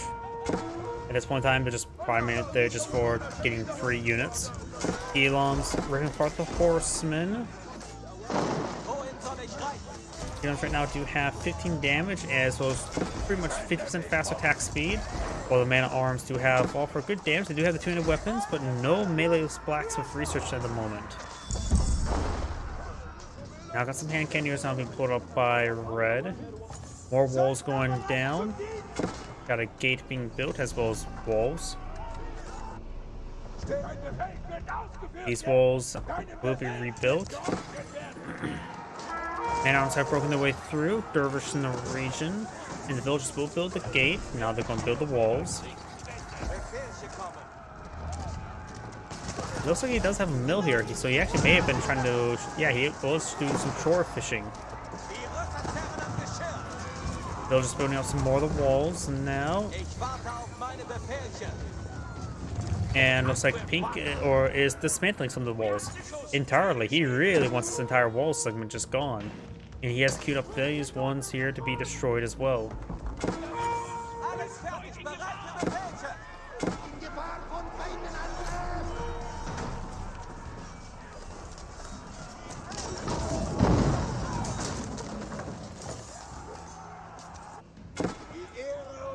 Man-at-arms move around, finding some more villagers to bop in the head with their maces. We got a keep here, as well as a red mining pit, so it looks like Pink's going to try to steal some of his opponent's gold. Red's villager's going to be claiming some of that stone there. Does have some man-at-arms in the region. It is... I'm just trying to click on this red structure. Mining camp. Man-at-arms move around, trying to find some more villagers. They do have, of course, marching drill researched. Red's outpost will be built before Pink's keep, of course. Got a prelate here to inspire some units. I don't think Pink will get the keep up in time. Oh yeah, sending in attack alerts everywhere can be cause quite a bit of issues. You can get really taxed out Got outposts over here. Battering ram clean up more of these walls. And the keep does get cancelled. Outpost going on up. He will need to re-queue up the mining camp. Man-at-arms here, just bopping some more villagers. More man-at-arms over here, bopping more villagers. As with some pylons and crossbowmen. Could take out this hand cannoneer. Hope they run by. Hezbollah as well is sending out units every single direction. It's also hard to ask all units every single direction. Red may take out... Nope, Red will not lose any villagers there. He's sending these guys to the sacred site. More reinforcements there. Got hunting openings here. It's fully open. Outposts are seeing some torches, slowly being whittled down. These walls are not here to be built. This one may be ghosted. This one's definitely not. Horsemen may just want to abandon the man-at-arms so they can run faster, gallop faster. But then again, gallop's actually an ability. Never mind. Man-at-arms does go down there.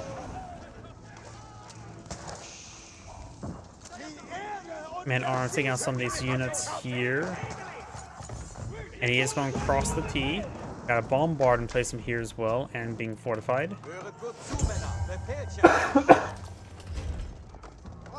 Take a site up here. Not being decaptured by battering ram, they're just driving on by. He's trying to go for a keep there, and as well as a mining camp.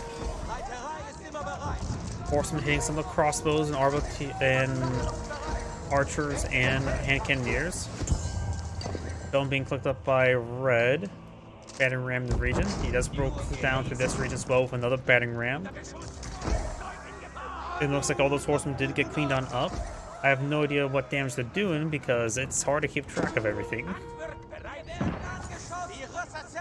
Horsemen running on by. We've got this force of man-at-arms way forward.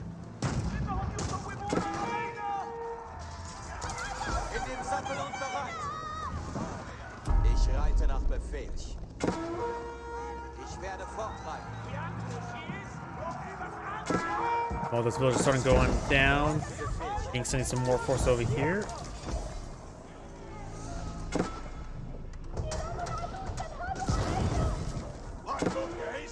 Bombard should be taking out that Desert Raider. Desert Raiders do have bonus damage to siege, if I remember correctly. No, wait, no, that's the Camel Rider. Horseman does find some ranged units here, able to overwhelm them. There's a couple spearmen there for defense, however. As well as some hand cannoneers. So Pink will probably lose this engagement.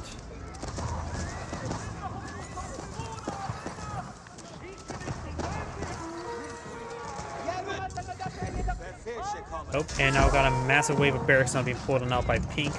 Eyeing for some proxy, probably man-at-arms. Spearman wouldn't hurt, but probably man-at-arms. Battering push way forward, some man-at-arms. Horsemen moving around. Man-at-arms trying to torch down the mill. Pink has stolen some of this gold and has a product to inspire these villagers. Fortified outpost here as well with a bombard emplacement. Red has a bombard here, but his units in front of it are starting to get killed off, including some hand cannoneers.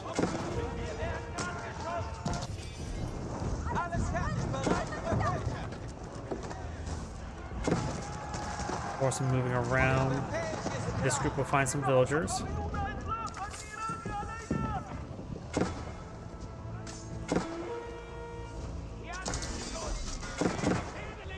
Culverin does go down.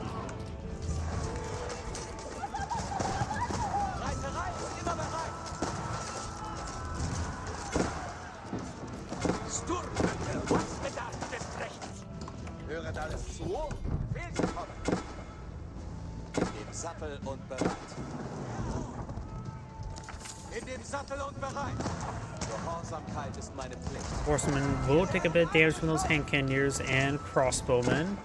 Maybe I'm to kill some more of these villagers. Red has 104 villagers. Pink has 144.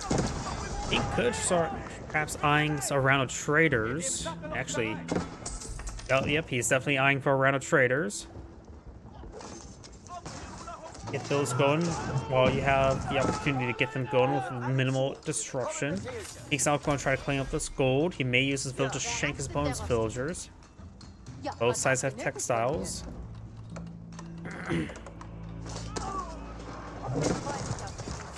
More of red stuff getting cleaned up over here. Red's trying to eye for counterattack. Pink actually has only army of 17 on the field. Has plenty of food and wood, so maybe we gotta just go for more horsemen in the meantime. Going for knights and lance connects. Both of them getting their elite research. I wonder if he has biology or Warte auf Geheiß. plus 17 health. It looks like he does have elite army tactics, and now that lance connects has 28 damage. So there's a rip apart through these villagers. Achte auf den Feind. These villagers will be 3-shotted by the lance connect. Red's pushing forward with his army here. He's trying to go for a defensive keep here. Looks like the battering rams have cleaned up most of those barracks. The lance connect's getting some great AoE damage here. I haven't seen a lance connect kill this many villagers before, but they're all dead. Picking up gold, stealing gold from multiple sources. Red's torching down some of these outposts. He does have defensive keep here, as well as elite knights. He does have biology research. It looks like everything is research. I really want to click on one of those universities, wherever it may be at. That's what research he has. He does not have incendiary arrows nor chemistry. And of course, not court architects at the moment either.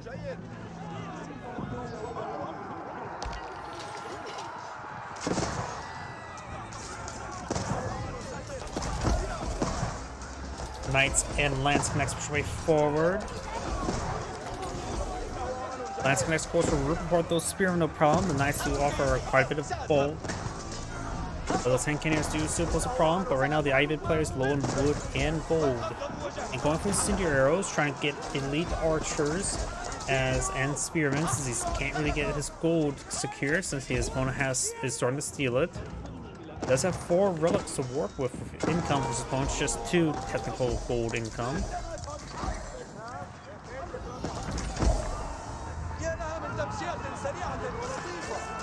Items gonna get hit there. This hand cannon needs to keep on running. The spearman may want to be engaging those knights. But getting out those battering rams will, of course, save some infrastructure. More spearmen being blown field. Another keep being blown up by Pink. Thank you for the follow. Or, nope, that looks like a YouTube description. Let's get a bit of a spear brace there on the knights. Archers gain some hits there on the lance connects. Archers do bonus damage versus light melee, which includes lance connects.